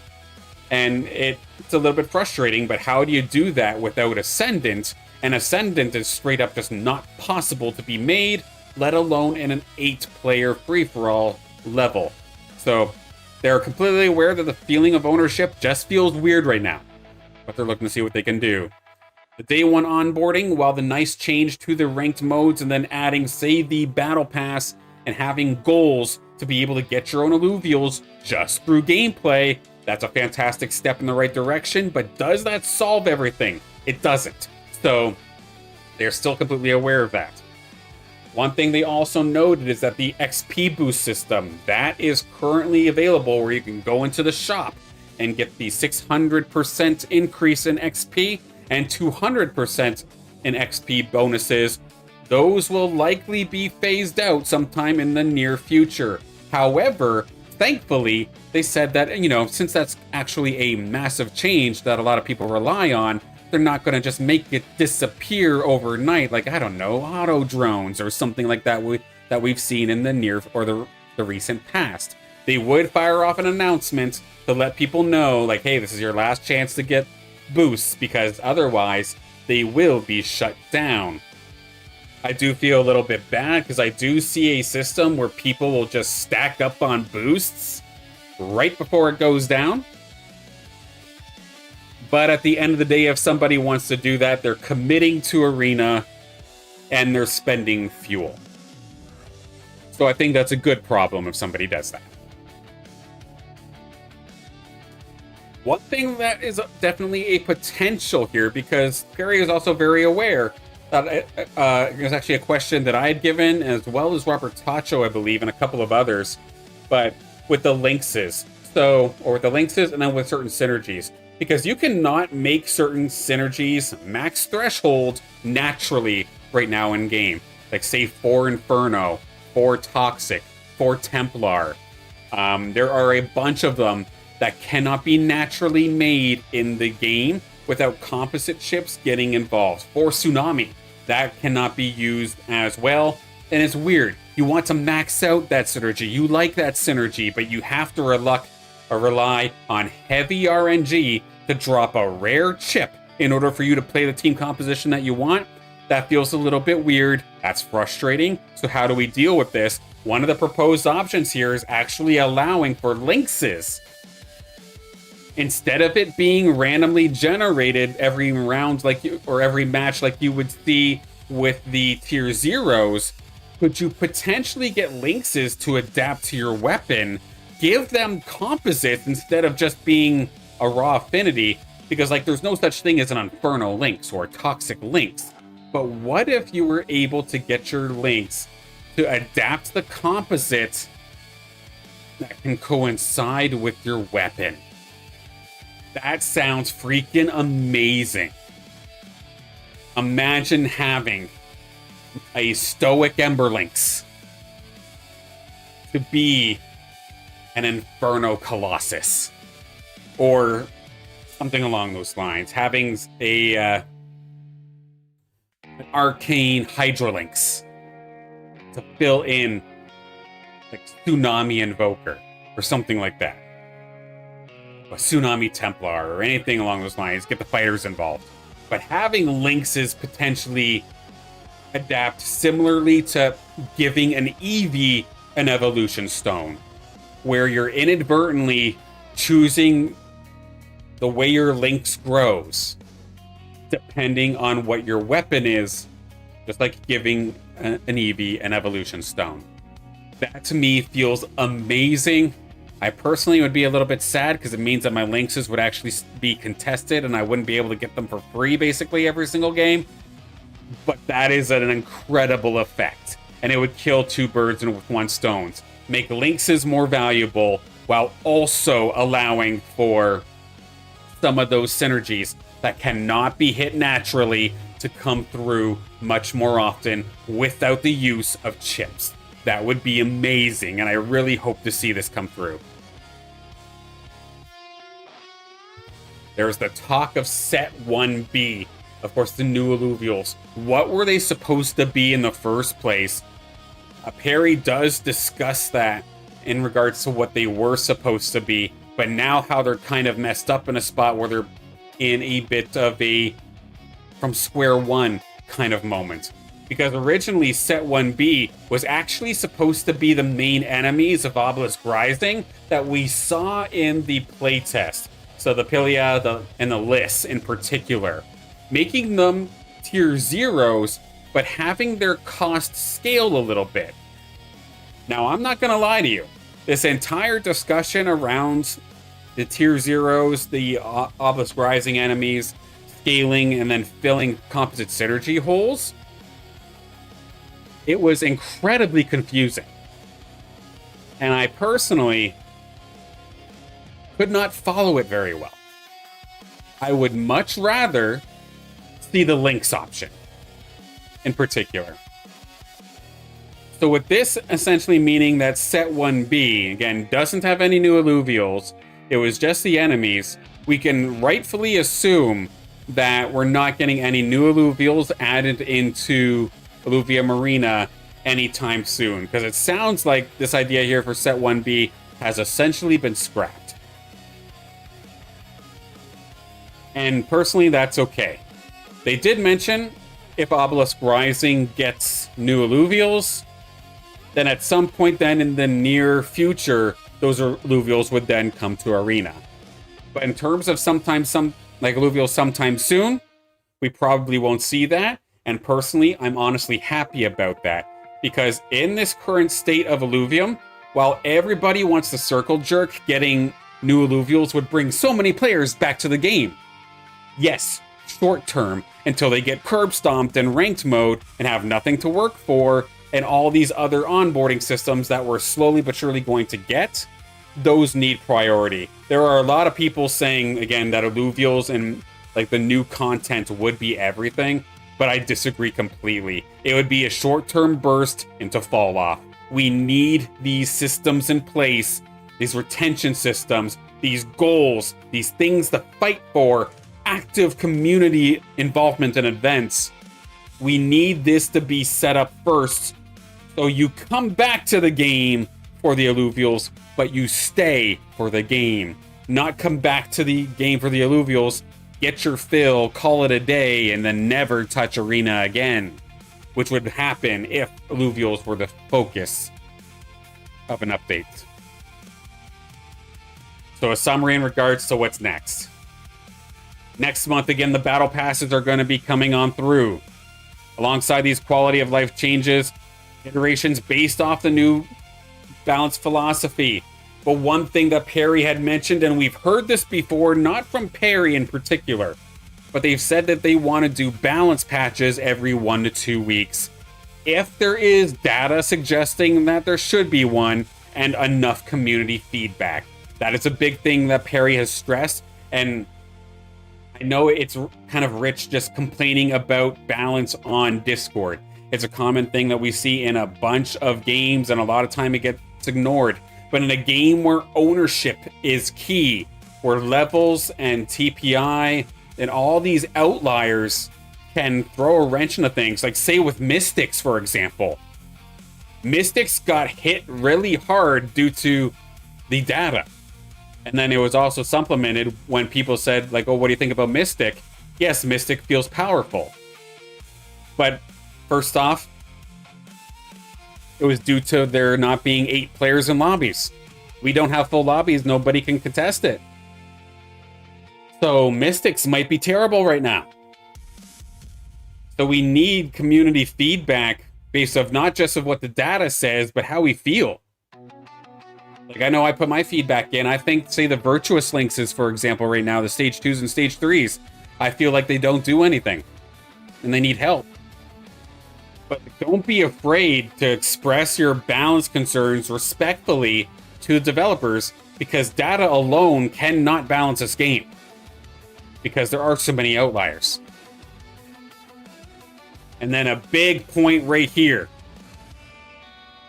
End of event. So I imagine this being like at the end of every battle pass. A casual tournament setup. Still a work in progress. But this is incredible. This is what I've been saying for the longest time. This is why House League exists. This is why I imagine the Ratty Data tournament exists here. Because it's not that we need an Illuvium Pro League or a Motiverse Cup level tournament every 6 months or so. That's obviously not going to be something sustainable every month. Just have something every month. Host a monthly event. Not only host, like, the community stuff's amazing. But again, when you go to Illuvium's own socials, if you wanted to look at the state of Arena, you would not have seen anything since Motiverse Cup. And after Motiverse Cup, you would not have seen anything since the Illuvium Pro League. So in terms of the game, Illuvium only going live or posting a VOD of a dev talk here and there makes the game feel dead. Like, imagine if my House League was on Illuvium stream. Imagine if the Ratty Data tournaments were on Illuvium stream. Imagine if there was then another tournament. It doesn't have to be a massive prize pool, but at least it's on Illuvium stream. This would go so far in showing that, hey, not only is this game alive, but it's flourishing. There's people competing, there's prizing to be won, and even though this is a bit of a quiet moment where we're waiting on the release of Obelisk Rising, there is still an active community playing this game day in and day out and competing.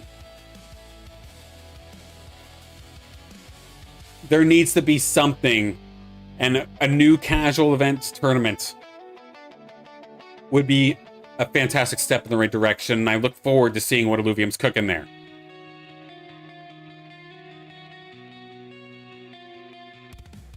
In regards to the balancing there for Big Man JB, they need to stop going off of data, start listening to the players to a certain extent. Data's still valuable, however, it can't be the end-all, be-all.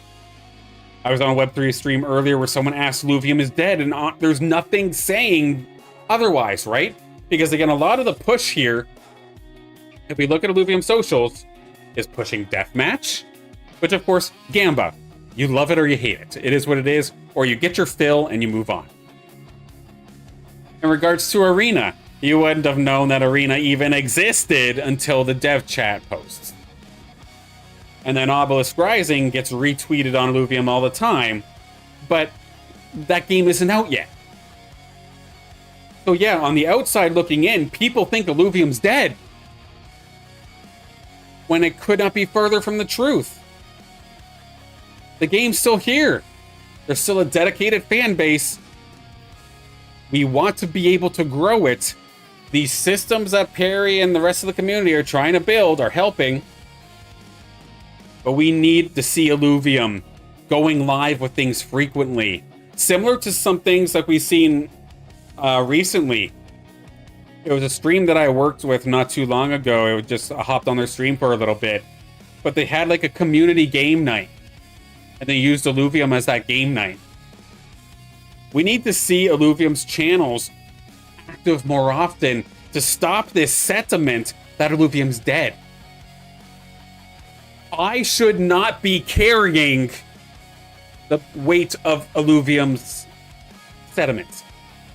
I'm happy to do so, but it should not be me.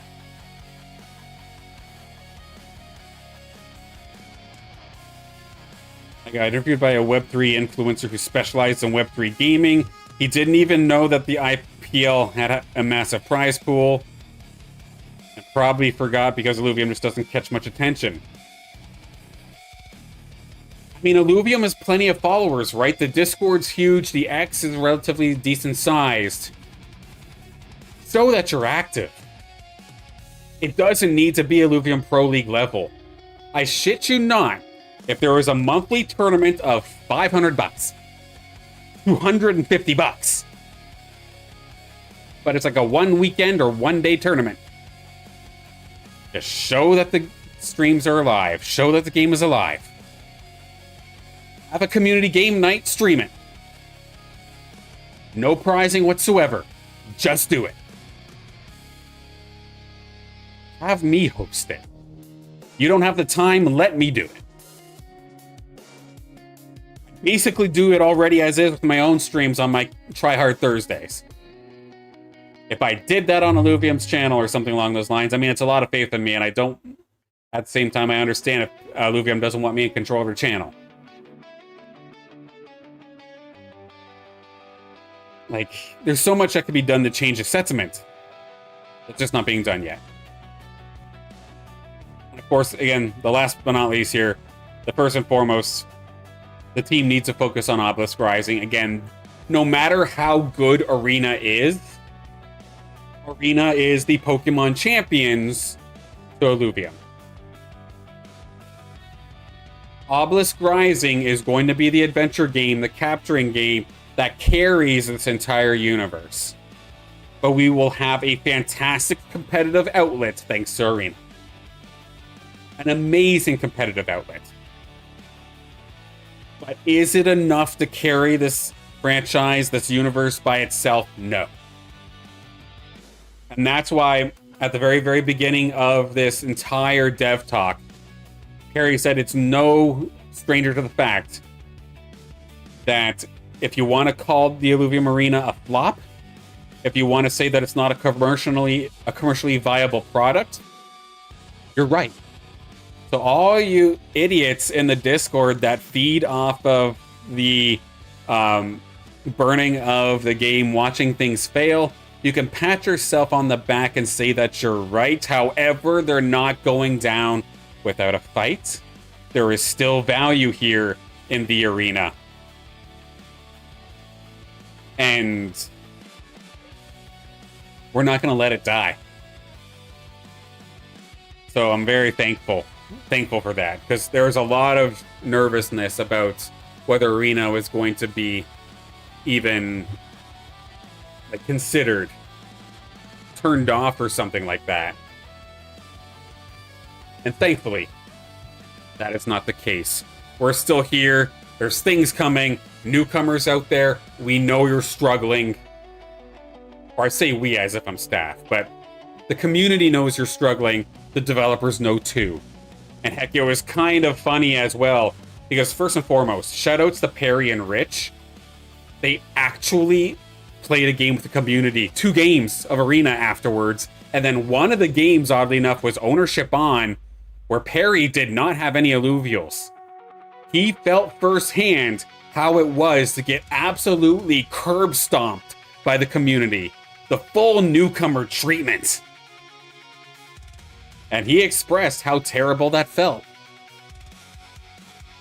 And I cannot say that with the old eyes on the game, the old hands, the old management, that they would ever feel that. Because they were never in Arena. Ever. They're always doing something else. And the fact that Perry has the weight of Illuvium on their shoulders with Obelisk Rising, but still have the time to make this dev chat, still had the time to play games with the community, was still actively playing Arena to figure out where things needed to be fixed. The feeling of a newcomer, get this experience, that is something we've not had since I've started covering Illuvium. If not longer. And Perry already, and the rest of the team working with them, have already gone above and beyond in just under a week.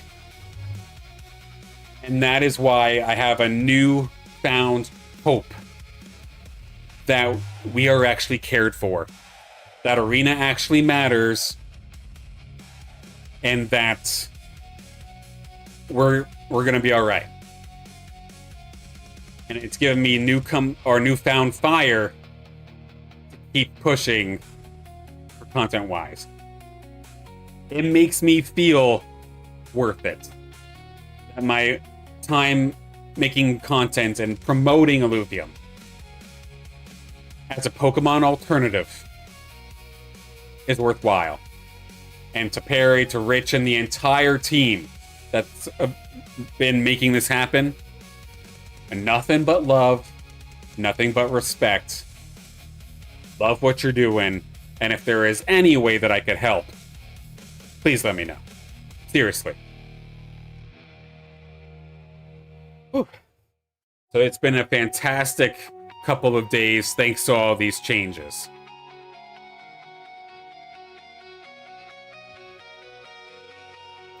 Alright, so now the original topic here for the stream. Before all these changes end up happening, I'm gonna rank all the Illuvials favorite to my most hated. Where do I put them? I'm surprised I've never done this, oddly enough. I'm sure those of you that's hung around the stream a little bit probably have a rough idea of where my favorites are. But let's make it official. Put it on the paper in regards to a tier list right here in just a second. Of course, while I'm doing this tier list, if you have any other comments in regards to any of the things that we've talked about, I'll still gladly talk about it. But I've got about a half hour now to do this, so I gotta do this a little bit quickly.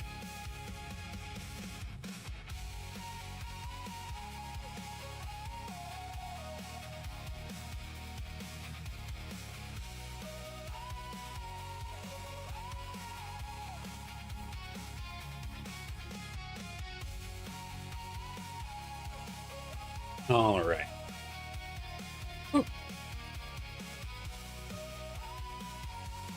All right, so what we got going on this time this is going to be a tier list of all of the Illuvials, whether they be my favorites or my most hated or somewhere in between. I'm going to rank them every single Illuvial. What I've done here is I've put the final stage evolution of every single Illuvial because I don't want to, or don't necessarily even have the time right now to go through every single one.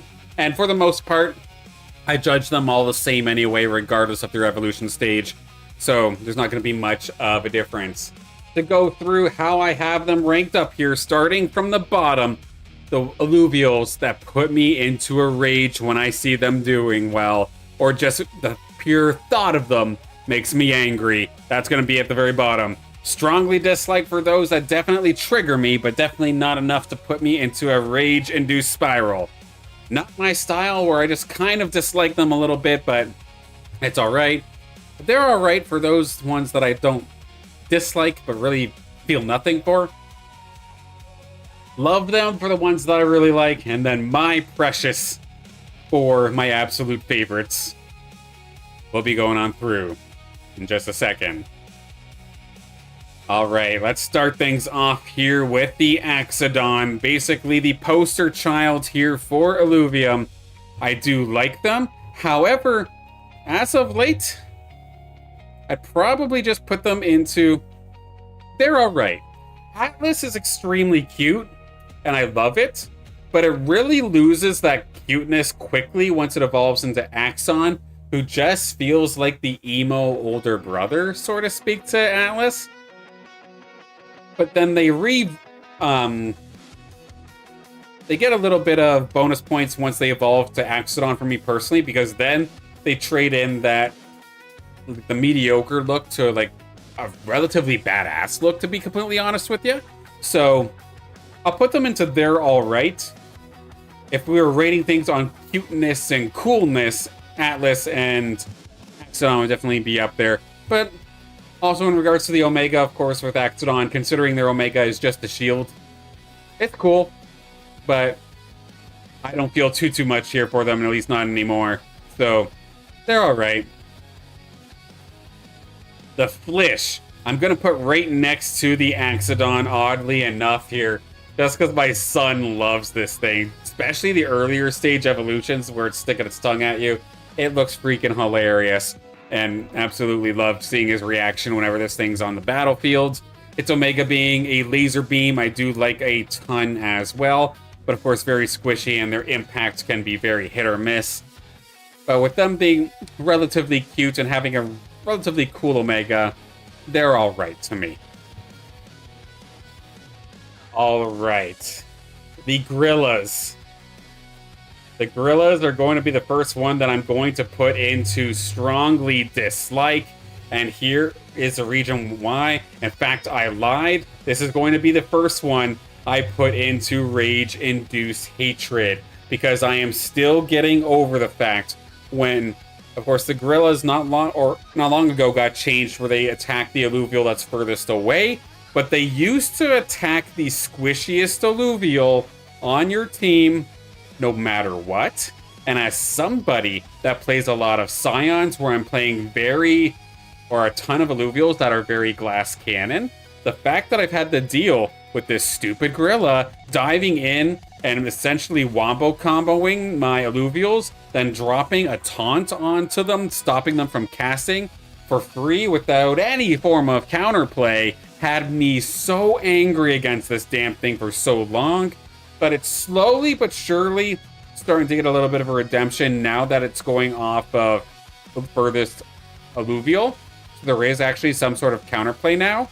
But the damage it's done from, say, last July to whenever the patch came that changed it is something I'm still getting over. And with that, Gorillas, especially the fact that, to me, they also don't necessarily look the coolest.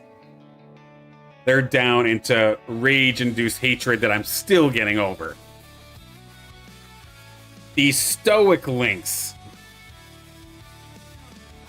Lynxes, for the most part, we'll see very, very soon. I talk very, very highly of them. However, the Stoic Lynx in general, I will put them in love. Of course, I love my Lynxes, and I think the Shield version has probably one of the coolest logos. Of course, the Bulwark logo, pretty awesome compared to some of these other ones. And the AoE stun, basically turning it into like a stronger version of the Graco, I genuinely do enjoy. I'm very happy whenever I see a Stoic Lynx into the game. I absolutely love them. They're going to be into the love them tier. Now this one is going to be a little bit more sentimental to me. The Nimble Lynx and its line, I personally love them as well.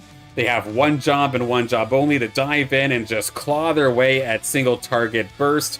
But there is also a little bit of sentimentalness to me because this Lynx, of course, is actually one of the Lynxes that were, or it was a Lynx that was gifted to me by Dr. Spoon on my birthday. And just that enough is enough to give it a special place in my heart. I hate that I don't get to use it as often because, of course, right now, if I'm trying to use Lynxes, it's always random. I would intentionally try and use the Nimble Zephyr Lynx if I had the opportunity to. And with that, I absolutely love them. It'll be into basically the second best tier. This stupid penguin, rage-induced hatred. Patch 1.12, back when you would get Revenant chips like candy, would essentially sink this penguin. As much as I think the penguin actually looks cool, I will give it that. But the amount of times I've had to watch this damn penguin 1v8 teams make comebacks it had no business making. And for how long, even after those patches, they've tried to nerf it over and over and over again. They finally do nerf it to a point where it was reasonable, but that happened to have been probably one of the worst patches in the game, where they were simplifying the synergies, and it was basically the closest thing that Illuvium got to being completely unplayable. Because guess what? Rogue Revenant and Dust Revenant in particular was still absolutely bull. It was the worst thing to go against, because who the hell thought in their right mind that turning Illuvials off for about turning Illuvials off for your entire team off for 8 to 10 seconds very easy to hit synergy. Who the hell thought that was a good idea is beyond me. And even then, the Penguins could absolutely capitalize on that anyway. I freaking hate the Penguin so much. It is going to be the leader of my rage-induced hatred. If I were to do this in order, Slashin is definitely up there for probably one of my most hated, if not my most hated Illuvial. We'll see how I feel like a little bit later. Phosphorus. We'll go over you in just a second. Ex-Billionaire, good to see you. I hope you're having a fantastic day. Hope work went well, and that you're having a fantastic evening so far. So the Phosphorus, here's the thing. They are cool, but I'm going to put them into they're alright. The Phosphorus, I think, looks incredible. I love the look of the thing. I feel like all of the stages of the Terror Bird, whether it be Foe, Phosphorus, or Phosphorus, all look very cool. My problem is that when I see the Foe, I know I could be in a world of hurt. I see Phosphorus, I start to get scared. When I see Phosphorus, I know I lost the game, because your boy here plays a lot of corner compositions, and Phosphorus loves nothing more than just fire those ghosting screams into multiple targets. You have a tanky front line in front of it trying to protect that Octius or trying to protect that Aphisto. Phosphorus doesn't give a damn. It's going to hit you anyway. So due to the pure terror that I get whenever this Terror Bird's on the field, they're alright. Doing great too. Awesome. I'm going to watch the stream back soon. Curious, excited over the Arena Dev Chat. Extremely excited. I'm thankful that, for the most part, I don't even argue it was overwhelmingly positive, yet realistic. Like, again, just with, again, the amount of focus, the amount of effort, and just the amount of caring that we've experienced even within the last 2 days towards Arena, since Perry's taken over, it's a night and day difference. And I go over my thoughts much more into that. This is some good things that we can work with the community 100%. I agree. All right. The TB Ruko and the rest of the Tree Kangaroos, they are also going to go into they're alright. For the longest time, I considered the Tree Kangaroos basically just a diving meat shield, that they had absolutely no effect on the games, like, ever. But my mind has changed a little bit since its ability of sorts got swapped to where it does like a little bit of burst damage up front. Like, it has a good couple of seconds of extreme aggression before an extra bonus damage before falling off. And it's made it a little bit more interesting to me. And then I do like the idea of the parent and cub duo. So, TB Ruko, it used to be not my style, but it's going to move up into they're alright now. Because before, yeah, I thought they were nothing more than a meat shield that you would use for Shock and Revenant. Alright, the Beetle line here. Now, I think Titanor in particular is very badass.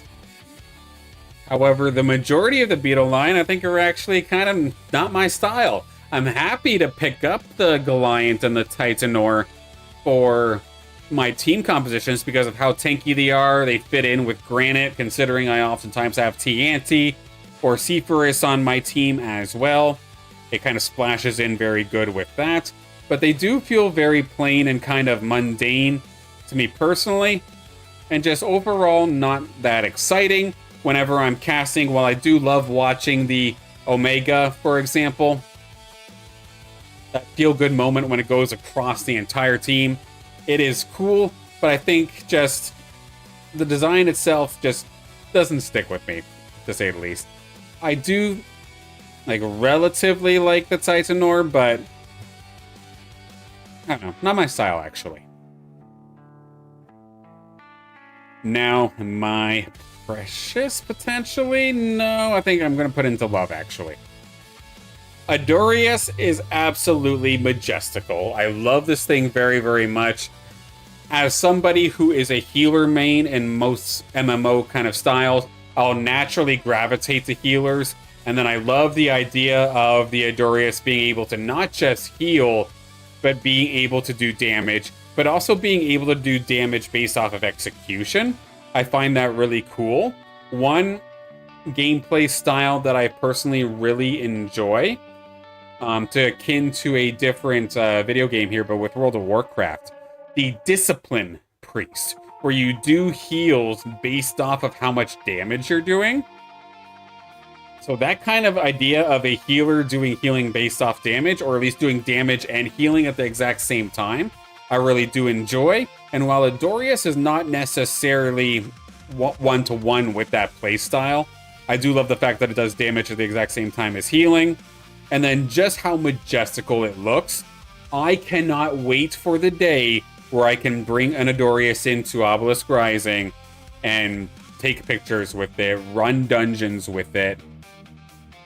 I am very much so looking forward to the Adorius as well. I think it's majestical. Could I think maybe the design could go a little bit further, potentially? Maybe, but it's still absolutely gorgeous. And the Elk line as a whole, I absolutely love. Adorius into my, I guess, my A tier, the Love Them tier.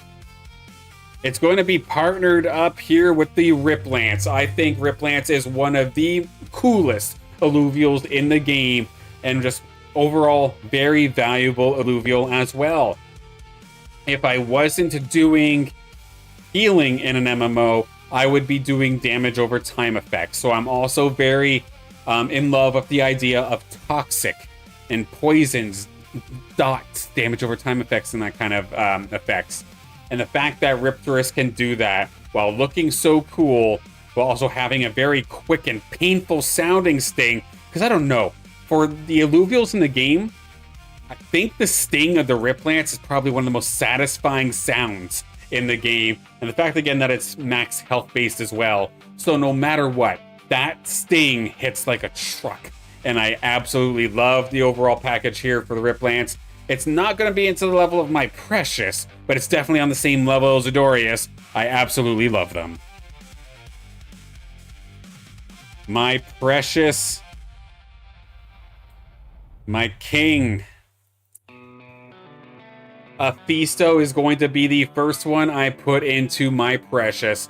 I love this glass cannon nature. It's not a healer, no. But the way that I build my Aphisto in particular does actually play like a Discipline Priest. Because, of course, I don't build damage on my Aphisto. I build sustain. Sustain Aphisto, as I've been referencing it into my gameplay streams. But the idea of getting a reset on kill confirm, I absolutely love that. That is so satisfying. The sound effect that Aphisto makes when you see the lightning coming down, whether it's on your team, you know something cool is about to happen. When you're playing up against it, that sound alone brings terror to your ears, and it's absolutely fantastic. You feel something every single time Aphisto makes a move. The back and forth roller coaster I get with my Sustain Aphisto, seeing his health get so low, then shoot back up again, it gets low, it shoots up again. Watching Aphisto go is some of the most fun I have in Illuvium Arena, not to mention it fits that kind of spellcaster nature. Granted, a little bit more of a burst mage compared to a damage over time specialist, but I still absolutely love this thing. Aphisto and the rest of the squid line, first into my Precious. I think Aphisto and TB Ruko have so much aura as well, just because their background color is so rare. That is a thing as well. They're the only Illuvials to have that yellow background. And then Squiz as well is kind of special, of course, because they're the only one that gets a composite synergy right away at their baby form in stage 1. Like, it's not like Squiz is an air unit and then evolves into a shock unit. No, you get the Squiz and you have shock It's really, really cool. Even though, of course, it does technically count towards air, it immediately has composite synergies. That's very, very interesting. It adds an extra layer into gameplay. Granted, shock in its current state is okay. I feel like it could play more to that power fantasy of just raining down lightning around you. But that's a balance issue that can be fixed up. But in terms of the idea, Mephisto's amazing. Kukaraf and the rest of the dodos I'm going to put into their all right. This damn bird gave me probably one of my most fun streams that I've ever had, where it was the Thanksgiving stream where I forced myself to put Kukalus or Kukaraf onto every single team to make it seem like it was a Thanksgiving turkey, and realizing that Tempest was actually incredibly fun to play, just kind of underwhelming. But still, it was rather fun to play. I had a lot more respect towards the Kukalus, and while it might just look like a dumb dodo, to me, it's very fun, and I absolutely love it. Or at least love playing it. I think Enchanter is also one of the most satisfying effects visually to play with. Seeing that pink flash, and then the damage coming on through. Granted, that damage is also not necessarily impactful. And the healing isn't necessarily that huge, but it looks cool. And again, healing and damage can be just can be balanced away and balance changed. But the idea of every single time this thing casts, that's stun, man. It's a damn stun bot. The longest stun in the game. It's beautiful. So, Kukalus, you're cool in my book. But at the end of the day, you are still a silly bird. In fact, I'm going to move you up into love it, actually. I think they're all right is kind of doing it injustice compared to how much I hype them up. Granite is Earth. Yes, yes. Yeah, 2 Earths make a Granite, and then I think just naturally most Granite Illuvials are Earth first. Yeah, that makes sense considering it's Earth. The Grand Atipo. This stupid little tier 0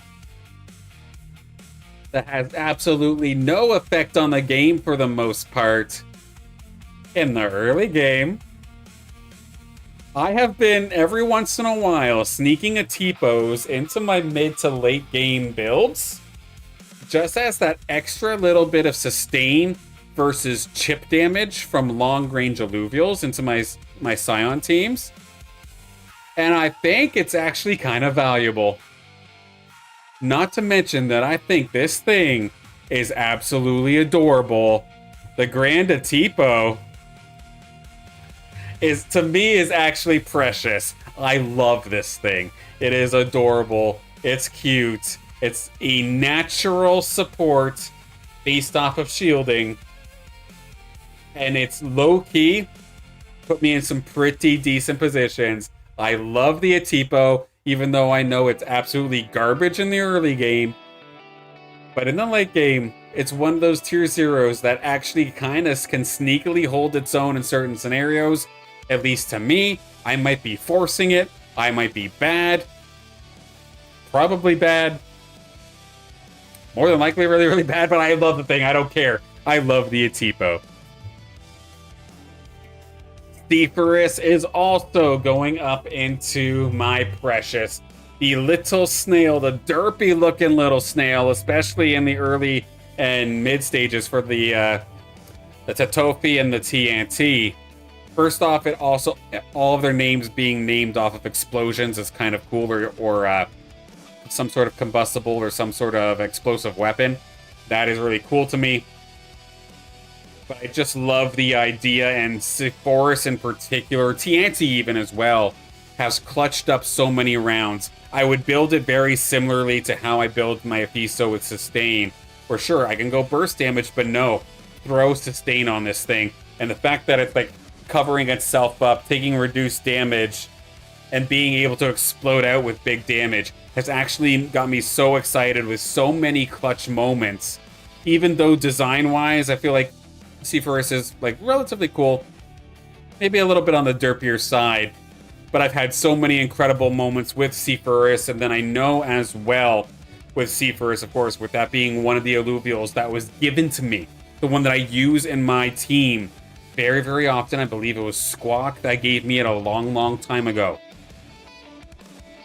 When I was within the first couple months of me streaming. Again, sentimental value here for the Seaforus in particular that I use, and I just have so much fun with it. Seaforus is absolutely my precious.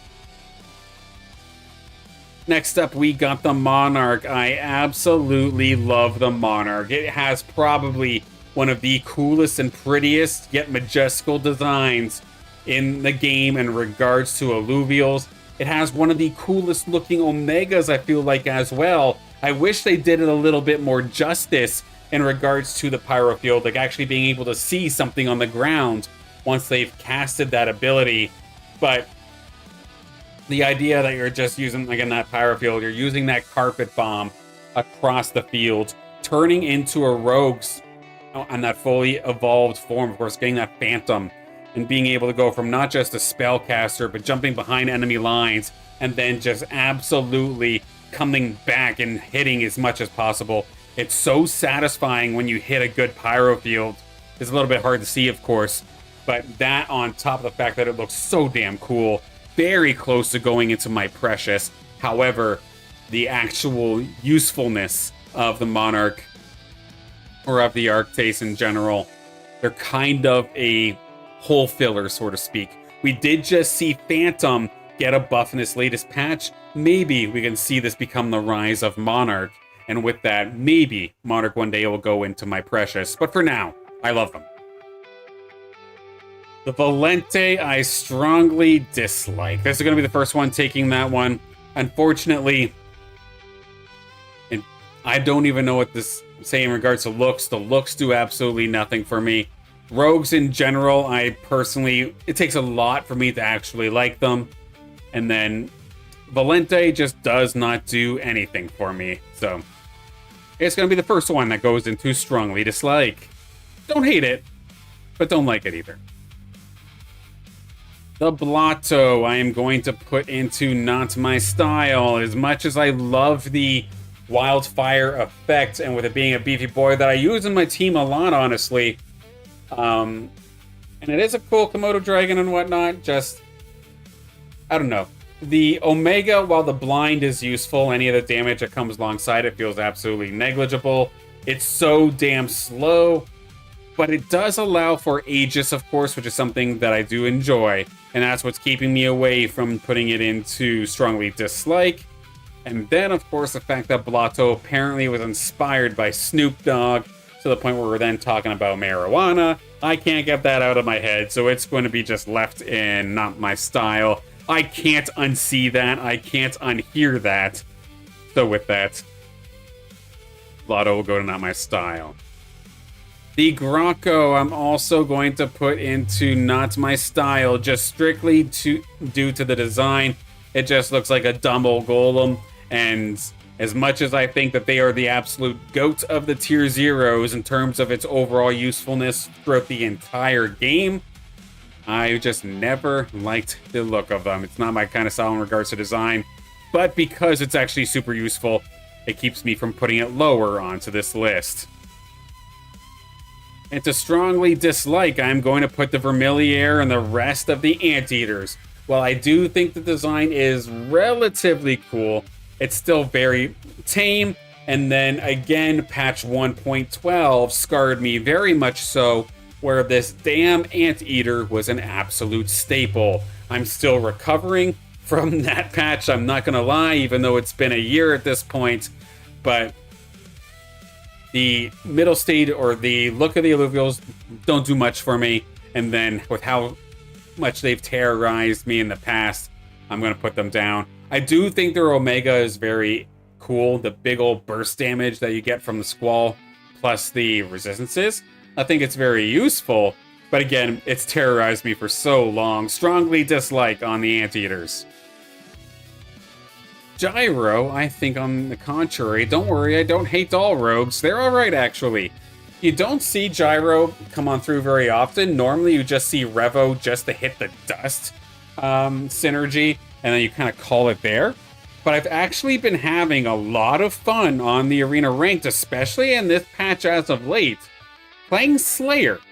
and in particularly Gyro Carry base Slayer. And I think it's really fun if you actually get the phase breaking augment or the phase breaking impact reactor onto it, so that it's rolling around doesn't get into too much trouble in regards to targeting. It actually becomes an incredible carry, and it feels really damn good when you proc that Slayer and just watch this thing go full Needler from Halo style, just machine gun Gyro. It feels really, really cool. So honestly, Gyro, you're cool to me. They're alright. Strongly dislike the Appon. This look just looks very, very vanilla to me personally. The thunder-based, like mystical Appon, you'd think as a support of sorts that I'd probably like it, but I could honestly care less. It looks very, very minimal. Its effect of a stun is basically very, very minimal. The only reason you build an Appon is to try to go for Mystic, and even then you're probably just stopping at the Greater Appon, or you're going for Mud. Everything about the Appon to me is just placeholder, composite filler. Very rarely are you using it for what it can do, just for what it stands for. And with the Appon, I strongly dislike. The Pistol Shrimps, I absolutely love them. However, I'm going to refrain from putting them into my Precious because I get angry at the Pistol Shrimps probably more than any of the rest of my Illuvials because of their inconsistent style of being able to do damage. You have times where the Pistol Shrimp can absolutely clutch you out games because they lined up beautifully, or that very first cast as well. You get the perfect lineup and just hit so much with your Omega. It's one of the most satisfying feelings of the game. However, on the contrary, anybody who knows what they're doing up against an Invoker team knows, just set a Flood or a Gazatep or a Fernite or something, throw it over into the corner, put the rest of your team on the other side. If you're playing Duelef, if you're playing Pistol Shrimp, you're probably playing a corner composition, and if you then all of a sudden switch your Pistol Shrimp onto the other side, well, now it's in danger. And it could be very, very squishy and one-shot. So as the Scion player or the Invoker player, I'm not going to want to move it, which means I just have to accept that my Pistol Shrimp is going to be useless until that Geyser or that Gasotep or that Illuvial you put there is dead. And if you throw any sort of energy resistance onto that thing, I cannot kill it, which means my Pistol Shrimp is essentially useless. So I love this thing, however, I don't consider it my Precious because of its inconsistency. I get so damn mad at this thing, it's not even funny sometimes. Jotun, I'm going to put this into not my style. I think it's an absolute badass. I think it's really cool. However, the rise of Behemoth and seeing this thing go into an unstoppable monstrosity, dropping down a little bit. Nope, it's full again. Oh, did you build sustain? No, that's just its Omega. And how long it's just been able to terrorize, not rogue levels of terrorizing, but still very, very strong. The stuns coming on through just absolutely terrorized me for a very, very long time, even still to this day. But I do have to give it credit. It's really cool. And when I do have it on my team, I do enjoy it. But majority of the time, not my style. Alright, the Geyser I strongly dislike for the exact reason I was just talking about in regards to the Pistol Shrimp. There is nothing stopping anybody from just lobbing this thing into a corner and making one of my big DPS carries completely useless for the entirety of the battle. And with the look of this, it just looks like a silly big guy. To me, it looks really, really dumb, and I just cannot enjoy the Tika Leak or whatever you want to call it, the Ebb line. I strongly dislike it. Strongly dislike playing against it. I feel like its healing, if I do splash it onto my team, is completely negligible. I do not like this Geyser and the rest of its line. Malura as well is going into strongly dislike here for me. while it does have some counterplay, just again being the absolute dive buddy there for slashing in Vanguard teams is tough to deal with. I know if this Vanguard, if that Malura can get into my backline, it's supposed to be the tank, but its Omega can actually chunk, especially if it's built any damage. And heck, as a Vanguard, if it's on a Vanguard team, a lot of time, even if I kill Slashin', it does not matter. Malura can carry anyway. So with that, I will put Malura into strongly dislike, but I'm not going to put it into hatred because I realize that I'm just more angry at its dive buddy, which of course is the Slashin'. But I love the blender, the Omega of sorts. I do think that's cool. And I think design-wise, I think Malura is pretty cool as well. However, it terrorizes me so much. I strongly dislike this thing. Alright, if I was getting angry at the Pistol Shrimp in terms of inconsistencies, that's going to make the Lynx that much and then some. As much as I love my Lynxes, that is going to put the Arcane Lynx down to they're alright. Considering they can hit a bigger AoE than the Dualef, in theory it should be incredible, but the fact that it always misfires, it seems. If Dualef is hitting one target, there is many times where my Lynx will straight up hit no targets, and it's so anger-inducing. However, again, in rare instances, if you can move your Lynx around and hit a massive lineup, you could win the fight right off the first cast, and it's so satisfying. But the inconsistency of the Arcane Lynx has me super, super sad, and with that, as much as I love the Lynxes, they're alright. Baby Lynx, it's too damn cute, too damn valuable, and as much as I hate seeing how much they get spammed, I absolutely love these little guys. I'm not going to spend too long on it, but I just love the Lynxes. They're my favorite animal in real life outside of an owl, but we don't have an owl per se here in Illuvium, at least not yet. So until then, Lynx, you're going to be up to my precious, at least the baby Lynx.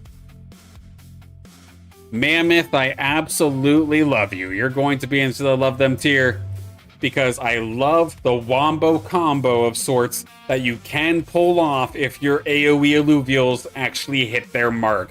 Being able to lob an Illuvial with the Mammoth, set them up into the Dualef for the blast or any sort of AoE. When you line it up, it's amazing. And then at the very least, if you cannot actually line up that wombo combo, you at least have a decent form and a strong form of crowd control, which on a control-based team that I play with Scions, buying time against critical carries makes or breaks you a cast or two for your invokers, getting that amplified damage, getting another shot out to begin with. So when you see the Mammoth take away a carry, not just the big stun at the very, very end, things like a second or a second and a half stun, but the amount of time you could take away that Illuvial as it's moving towards that clump when the Mammoth throws it. Mammoth has been Old Faithful, so to speak, here on my Illuvium team, and I love them for it. The Monk here I am putting into strongly dislike. I think they are a very vanilla Illuvial. I do not like their Omega. I don't care about that tiny little bit of splash damage behind. The fact that it's just mindlessly punching is not, or it's basically the polar opposite of a playstyle that I would play. If I am a healer or a spellcaster, a upfront berserker, literally, is definitely the polar opposite of what I would enjoy. And the lightning fist and the plain, like, vanilla style of the design means that I'll strongly dislike it, which means, yes, I strongly dislike all of the monkeys, at least a little bit, so I am sorry. I know those are inspired by the Warwick brothers. That has absolutely no influence as to where I put them on this list, but unfortunately, at least design-wise and gameplay-wise, they're at least strongly disliked here. The Riley I'm going to put into not my style because I can never make this Illuvial feel valuable to save my life. Whether it be the the Railu for Templar or the Riley to get Shock Templar. The only reason I think I ever build this thing for my team compositions is if I'm forcing Shock. And then when I am forcing Shock, I mean, I have had some awesome moments. I know I've straight up made a video about it before of one of my Illuvitales, where I tried Shock Aegis and I had my Riley as a carry for a long time, trying to make that work. It wasn't great, but I did have some fantastic moments with it still. But nothing excites me about picking up Riley except for the fact that, okay, I got Shock now, because I find its Omega very underwhelming. The damage stolen or the stats you steal, you never truly feel it. And the healing is so minuscule that you never really feel it. You'd think with a setup like that Riley would be some sort of hyper carry, and I've never gotten into a situation where it feels that way. So, Riley, not my style. You look cool, but even then, still very, very plain. So, not my style, but I don't dislike you. Blazonite, as much as I should hate this thing for being a massive interrupter for my Scions, I do think its design is just too damn cool to ignore. And then the Twist Wing. Do you guys remember when the Twist Wing stunned? That was some right there. Like, that was bad. It would have the interrupt. It would have a stun. It would slow attack speed. It would give your own allies attack speed. While also, if you had Templar, of course, you're stealing statistics from your opponent, while also proccing Wildfire and watching the world burn. It was easily the most overloaded kit I've ever seen on an Illuvial. But it looks so damn cool, and as much as I want to hate this thing, I do not mind having it on my team every once in a while, especially if I'm nature-based for a Scion team. And maybe I'm splashing into the Taipan or into the Furiox and Scoriox, then I love having this Blazonite on my team. So as much as I should hate this thing, I don't. Blazonite, you're alright on my book. Scoriox, you're also into the they're alright spot. I find it very satisfying, especially once you hit the Scoriox, getting Magma on top of it and just being able to build that puddle right behind you as a safety net, especially when there was a lot of rogues in play. I used to love trying to counteract it. Was it very good? No, but having a consistent auto attacker was very cool. I do think I would place Scoriox higher if there was some sort of visual onto its AoE. Because when it procs its ability, of course, it gets that bonus attack speed, but it gets also that bonus damage and AoE damage around it, or like a little bit of explosion onto its auto attacks. But there's no effect to actually see that. If that was actually there, I think that it would be really cool. That could just be a graphics issue. Maybe I have to put it too low and I'm missing out on that. That's definitely a potential thing. But, like, I don't hate the Scoriox. I mean, Inferno Arcanite dominance over the last couple of patches definitely made me despise this thing at least a little bit. But it's too damn cool. I don't mind using it myself. It's not my favorite, but I do like it at least a little bit. They're alright. Doka is just not my style. Very similar situation to the Riley, except the tier 0 variant. The attack speed off the Omega you hardly ever feel, and then Doka's, if you're keeping it, it's just to try and mass fighters, just for 7 fighter, and that's about it. The Virtuous Lynxes are going into the My Precious. This is another one of those Illuvials that I would love to have for my Obelisk Rising team. I'd love it to have, say, a team of an Atipo, a Adorius, and a Virtuous Lynx. The Atipo for low damage moments for shielding. The Elk for like single target or a couple of multi-target heals. And then the Lynxes for group stand in one place kind of AoE healing.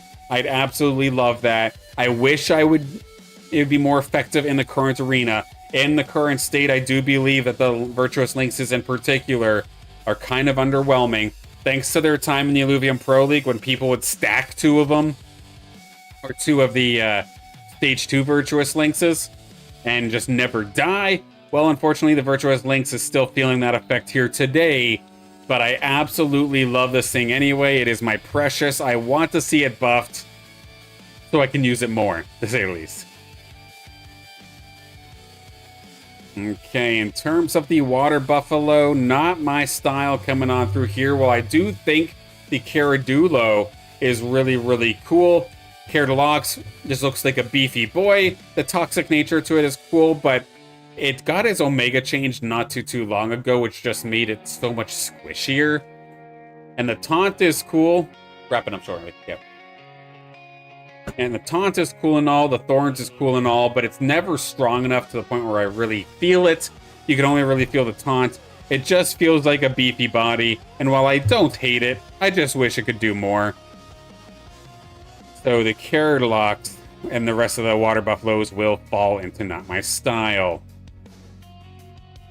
The Chicondi. Now this one hurts my soul a little bit, because I absolutely love it, but I can never use it. I think the design of this thing is actually terrifyingly cool, and then one of the first teams I built in Ascendant, the real Ascendant, was a Wildfire-based team, and while I had difficulty, because I find that the Chicondi is very anti-synergy with the rest of its Wildfire brethren.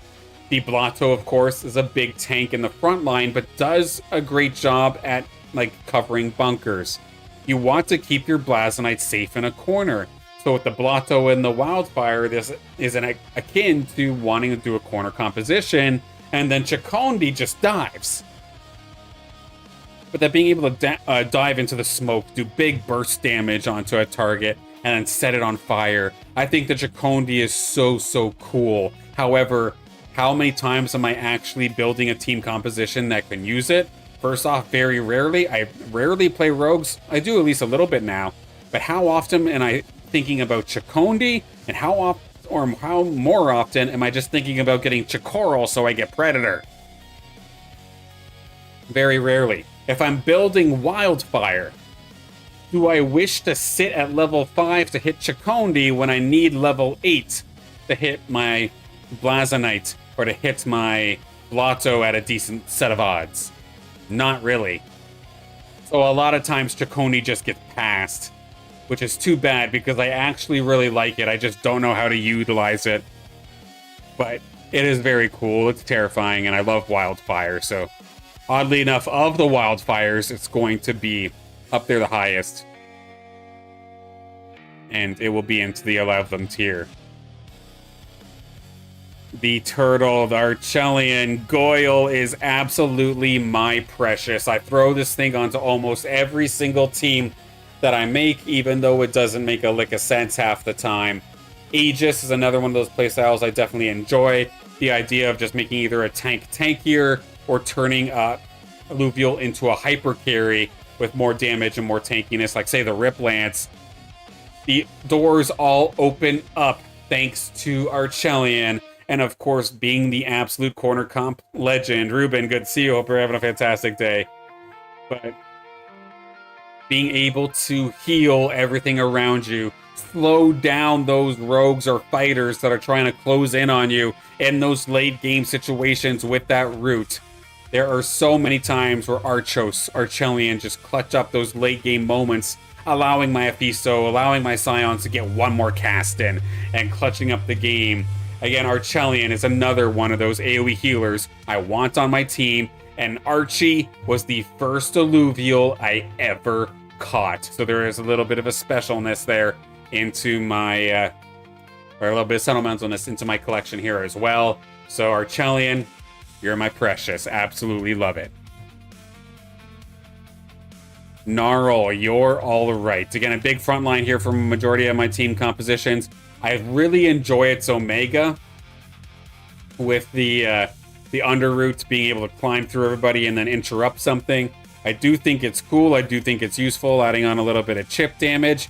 But I get pissed when one of these are up against me, because if I don't have 6 or 5 Scion yet, I am getting interrupted. And with this being on a nature team, more than likely, I'm being interrupted by Gnarl. I'm being interrupted by Blazonite. I'm being blinded by Blotto. And it's just really damn annoying. So while I love having it on my team, they're alright, because I am really fed up with dealing with it sometimes. Speaking of other Illuvials I'm fed up with dealing with, how about Gazotep? Another one of those Illuvials that you can throw in the corner to completely neutralize my Pistol Shrimp. The charm to potentially interrupt it if I don't have 5 Scions. But I do actually use this a little bit now since I've been playing with more Dusk-based compositions when I've been playing around with my Gyro, and I do enjoy it still. I don't hate it, but I hate when it's used against me, so you're alright. Stinge, I'm also going to put into their alright here as well. I think they have one of the most satisfying Omegas to look at with the spin to win in the middle of the ground. The AoE damage reminds me very much so of Garen from League of Legends, just being able to spin do a ton of damage all around it, while also looking rather cool. But this does fall down a peg here from Love Them, because splashing them into my team compositions, unless I'm going for Steam, is rare. They're always contested. And then the Behemoth factor over the last couple of patches has definitely got me more frustrated at this thing than enjoyment. So I am going to put it down into their alright. Rampfire. Now this, I'd argue, is probably a lot of people's most favorite Illuvial in the game. And you'd think that this is a rogue, so I should probably hate this as well. But I do not actually, because Rampfire, to me at least personally, has never been the problem on a lot of my battles. I love the way that it looks. In terms of looks, in terms of Illuvial, it's probably one of the best looking Illuvials in the game, right up there with Monarch. And Omega-wise, it has probably one of the most satisfying Omegas right next to a Fisto when you pull it off. That additional anticipation as well, wondering if you're going to get shot out of the skies or not, or if this is going to actually pull through and get that big old burst damage, was very exciting. However, it's never felt truly threatening since they made the change to Phantom, where the Omegas can no longer crit. I do believe it was a needed change. Rampfire was straight up one-shotting entire team compositions at one point if it got in. But especially as of late, it's not been that much of a terror. And I know, at least personally, if I let a Rampfire into my corner composition, I screwed up. I did something wrong. Because it's not like it's a small Illuvial either. Just don't have a hole in your composition and you're probably fine. But Rampfire and the entire Pterodactyl line is very, very cool. And nearly last best. If the Rampfire is one of them, potentially. I definitely love them. Alright, the Relentless Lynxes, I'm going to put into Love Them here as well, but not my Precious, because I do find the single swipe into decent chunk of damage and healing still a rather underwhelming Omega, at least in terms of visually. I do like the idea that the fighting logo is kind of like their shin guard, so to speak. Like they're getting ready to go into the fight, or like they wrapped up their wrists getting ready to go into a fight. I do like the aesthetic of the Lynxes. Of course, again, Lynx, my favorite animal. I do like what they did with the fighting logo, but not to the point of my Precious. Last but not least, the Umber. If it was not a penguin terrorizing us in the Illuvium Pro League, it was an Umber. Similar scenario here to the Penguin, where they would be able to do comebacks that they should not be able to do. In fact, I'd argue in a lot of instances outside of patch 1.12, whenever the Penguin was finally taken down a peg, or we didn't get the Revenant chips like candy, that Umber and Penguin were probably on the exact same level in terms of just oppression, with how difficult it was to play against. But especially with Umber being Steam, oh great, like with the Penguin, that's fantastic. You're able to defend up against it and hold your own as much as possible. Maybe your Blotto can hold it and blind it. Umber don't care. The Wraith Strike still hits 3 things beside you or behind you. And you level this thing up properly, and it is an absolute monstrosity. Even still now, they tried to change it so it doesn't dip out of untargetability anymore into something that's much more manageable with the temporary perfect dodge chance, again, unless you have True Sight. But even still, you throw a phase-breaking impact reactor onto this, and it behaves exactly like Umber did before. Umber, as cool as it is also a rage-induced alluvial here for me. I absolutely hate this thing. I hate going up against it. I feel cheap when I use it. But Steam is a very satisfying team composition to watch work, to activate the play, which sucks because I enjoy playing it, but I feel so cheap because I absolutely hate this thing. If I'm playing Steam, I want to play and focus Dual F, but I can't ignore how good the Rake and how good the Umber is in terms of these team compositions. So with that, that is my personal tier list for how I find all of these alluvials in terms of my precious, love them, what I think are okay, not my style, which ones I really dislike, and then my most hated. Thankfully, I don't hate too many of them. You can tell that my anti-rogue bias is maybe showing up a little bit, but there's a couple rogues that showed up towards the top of the field, so it's not like I'm completely anti-rogue. But yeah, Penguin and Umber in particular, basically running the IPL, made me hate this thing because I could not, when I was clipping for Illuvium to do all the highlights and get them out to the shorts and onto social medias, the amount of times I've caught myself essentially trying to hype up a situation that I knew where it was going.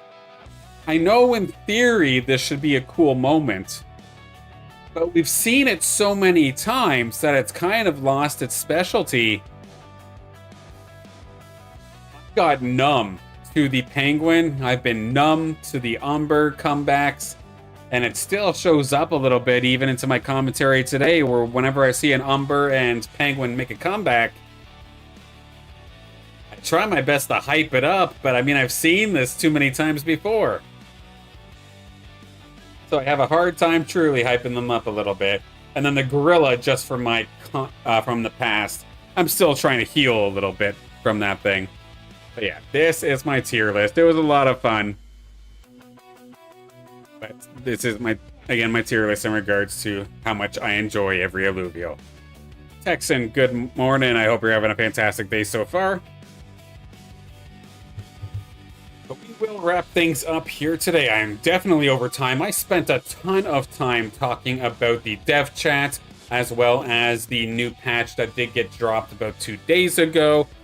The VOD here for this stream, if you want to catch those topics, of course, will be happening immediately as soon as I close down the stream. Heck, even right now, I think you can probably rewind back and watch those moments. I'll have everything with chapters and timestamps in a couple of minutes after the stream's over, but it was a good talk, and I tell you what, between the patch that we got here today and then the dev chat that we got with Illuvium, with Perry now leading the charge here for Arena, and just the overwhelming amount of motivation I have now, seeing that Arena is cared for, it's not being left in the dust anymore.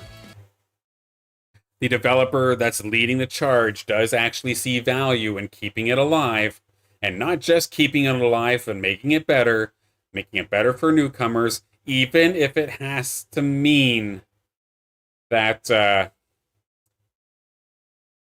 it means making some hard decisions that aren't necessarily going to appease everybody. I'm glad they're already thinking about it for the sake of growing the game, and I'm very excited now. I was having a hard time over the last month or so, even maybe the last 2 months or so, the community, you guys, of course, especially with the House League side of things, kept me going, kept the fire lit. But of course, with Arena being so down in the dumps over the last couple of months, and everything being pushed towards a damn gamble game and deathmatch, and it feeling like nobody cared about Arena, it made me have a very hard time over the last couple of months. Again, big thank you to everybody watching and tuning in over those times to keep me going.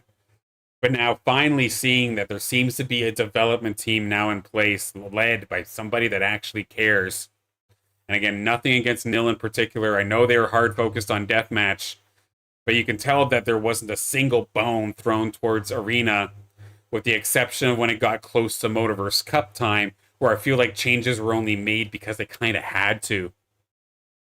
And as soon as it was over, it was back to deathmatch permanently.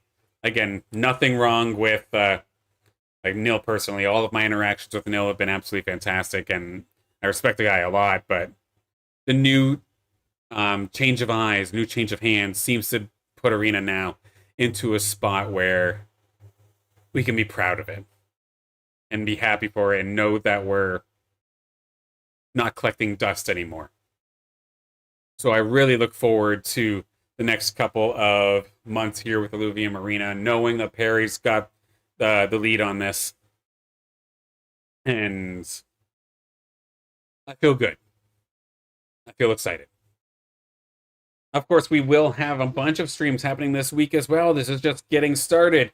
It's going to be a little odd yesterday or a little odd tomorrow because, of course, we have This Week in Illuvium going over all the news. I went through a bunch of the news already in this stream here because I could not wait to talk about it. I didn't want to wait till tomorrow to actually talk about it. But of course, we'll go through anything else that happens to come up. Maybe briefly touch on some old subjects, but I'm not going to try and sit for hours on the same topics once again.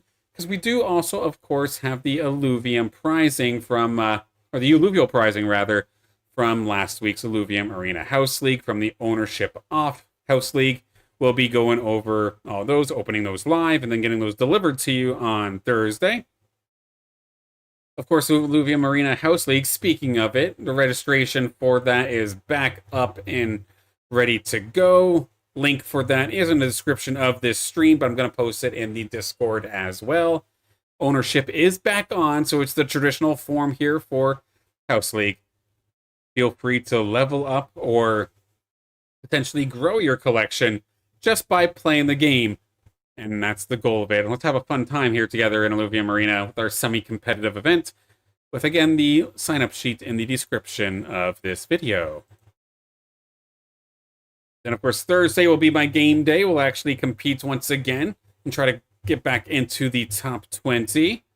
And then Friday, of course, will be Illuvium Arena House League. I'm definitely going to be looking forward to that, especially now that we got the newfound fire here, thanks to all the positivity coming the way of Illuvium Arena.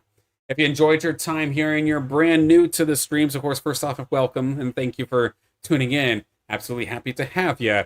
And I'd love it if you could subscribe to the YouTube channel. I've been trying to build this channel since last July, basically, or August, just strictly off of Illuvium. I know it's a small community, but I've been happy to do tons of content here for Illuvium and going to be continuing that as we have strictly Illuvium. We have Deathmatch, Obelisk Rising. I'd love to throw Illuvium 0 in there as well if it could potentially get some love development-wise as well. It's not just an Arena thing. I know people like to think that I'm just the Arena streamer or that I only focus on Arena, but it's only because it's the only thing I could truly focus on right now. I am very excited about Obelisk Rising.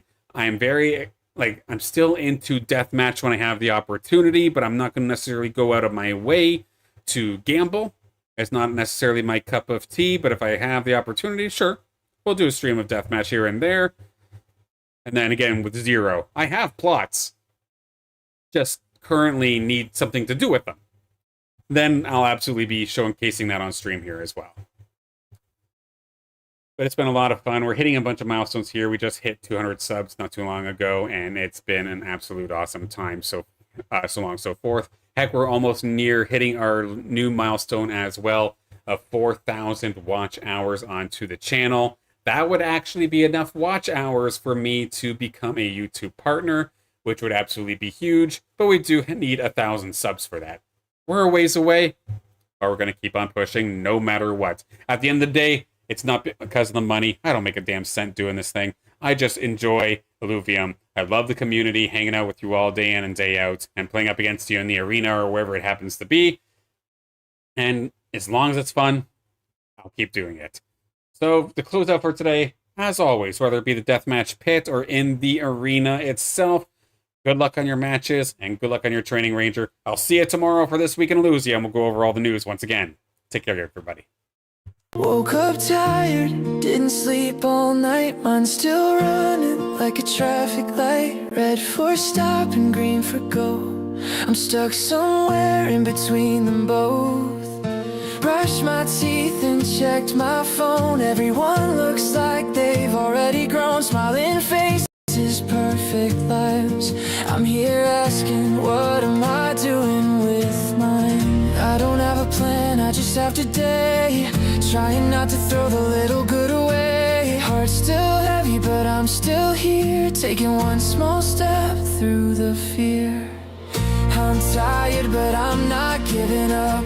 I'm scared, but I'm still showing up. One small step is enough today. I'm not fine, but I'm on my way. I'm tired, but I'm not giving up. I'm scared, but I'm still showing up. One small step is enough today. I'm not fine, but I'm on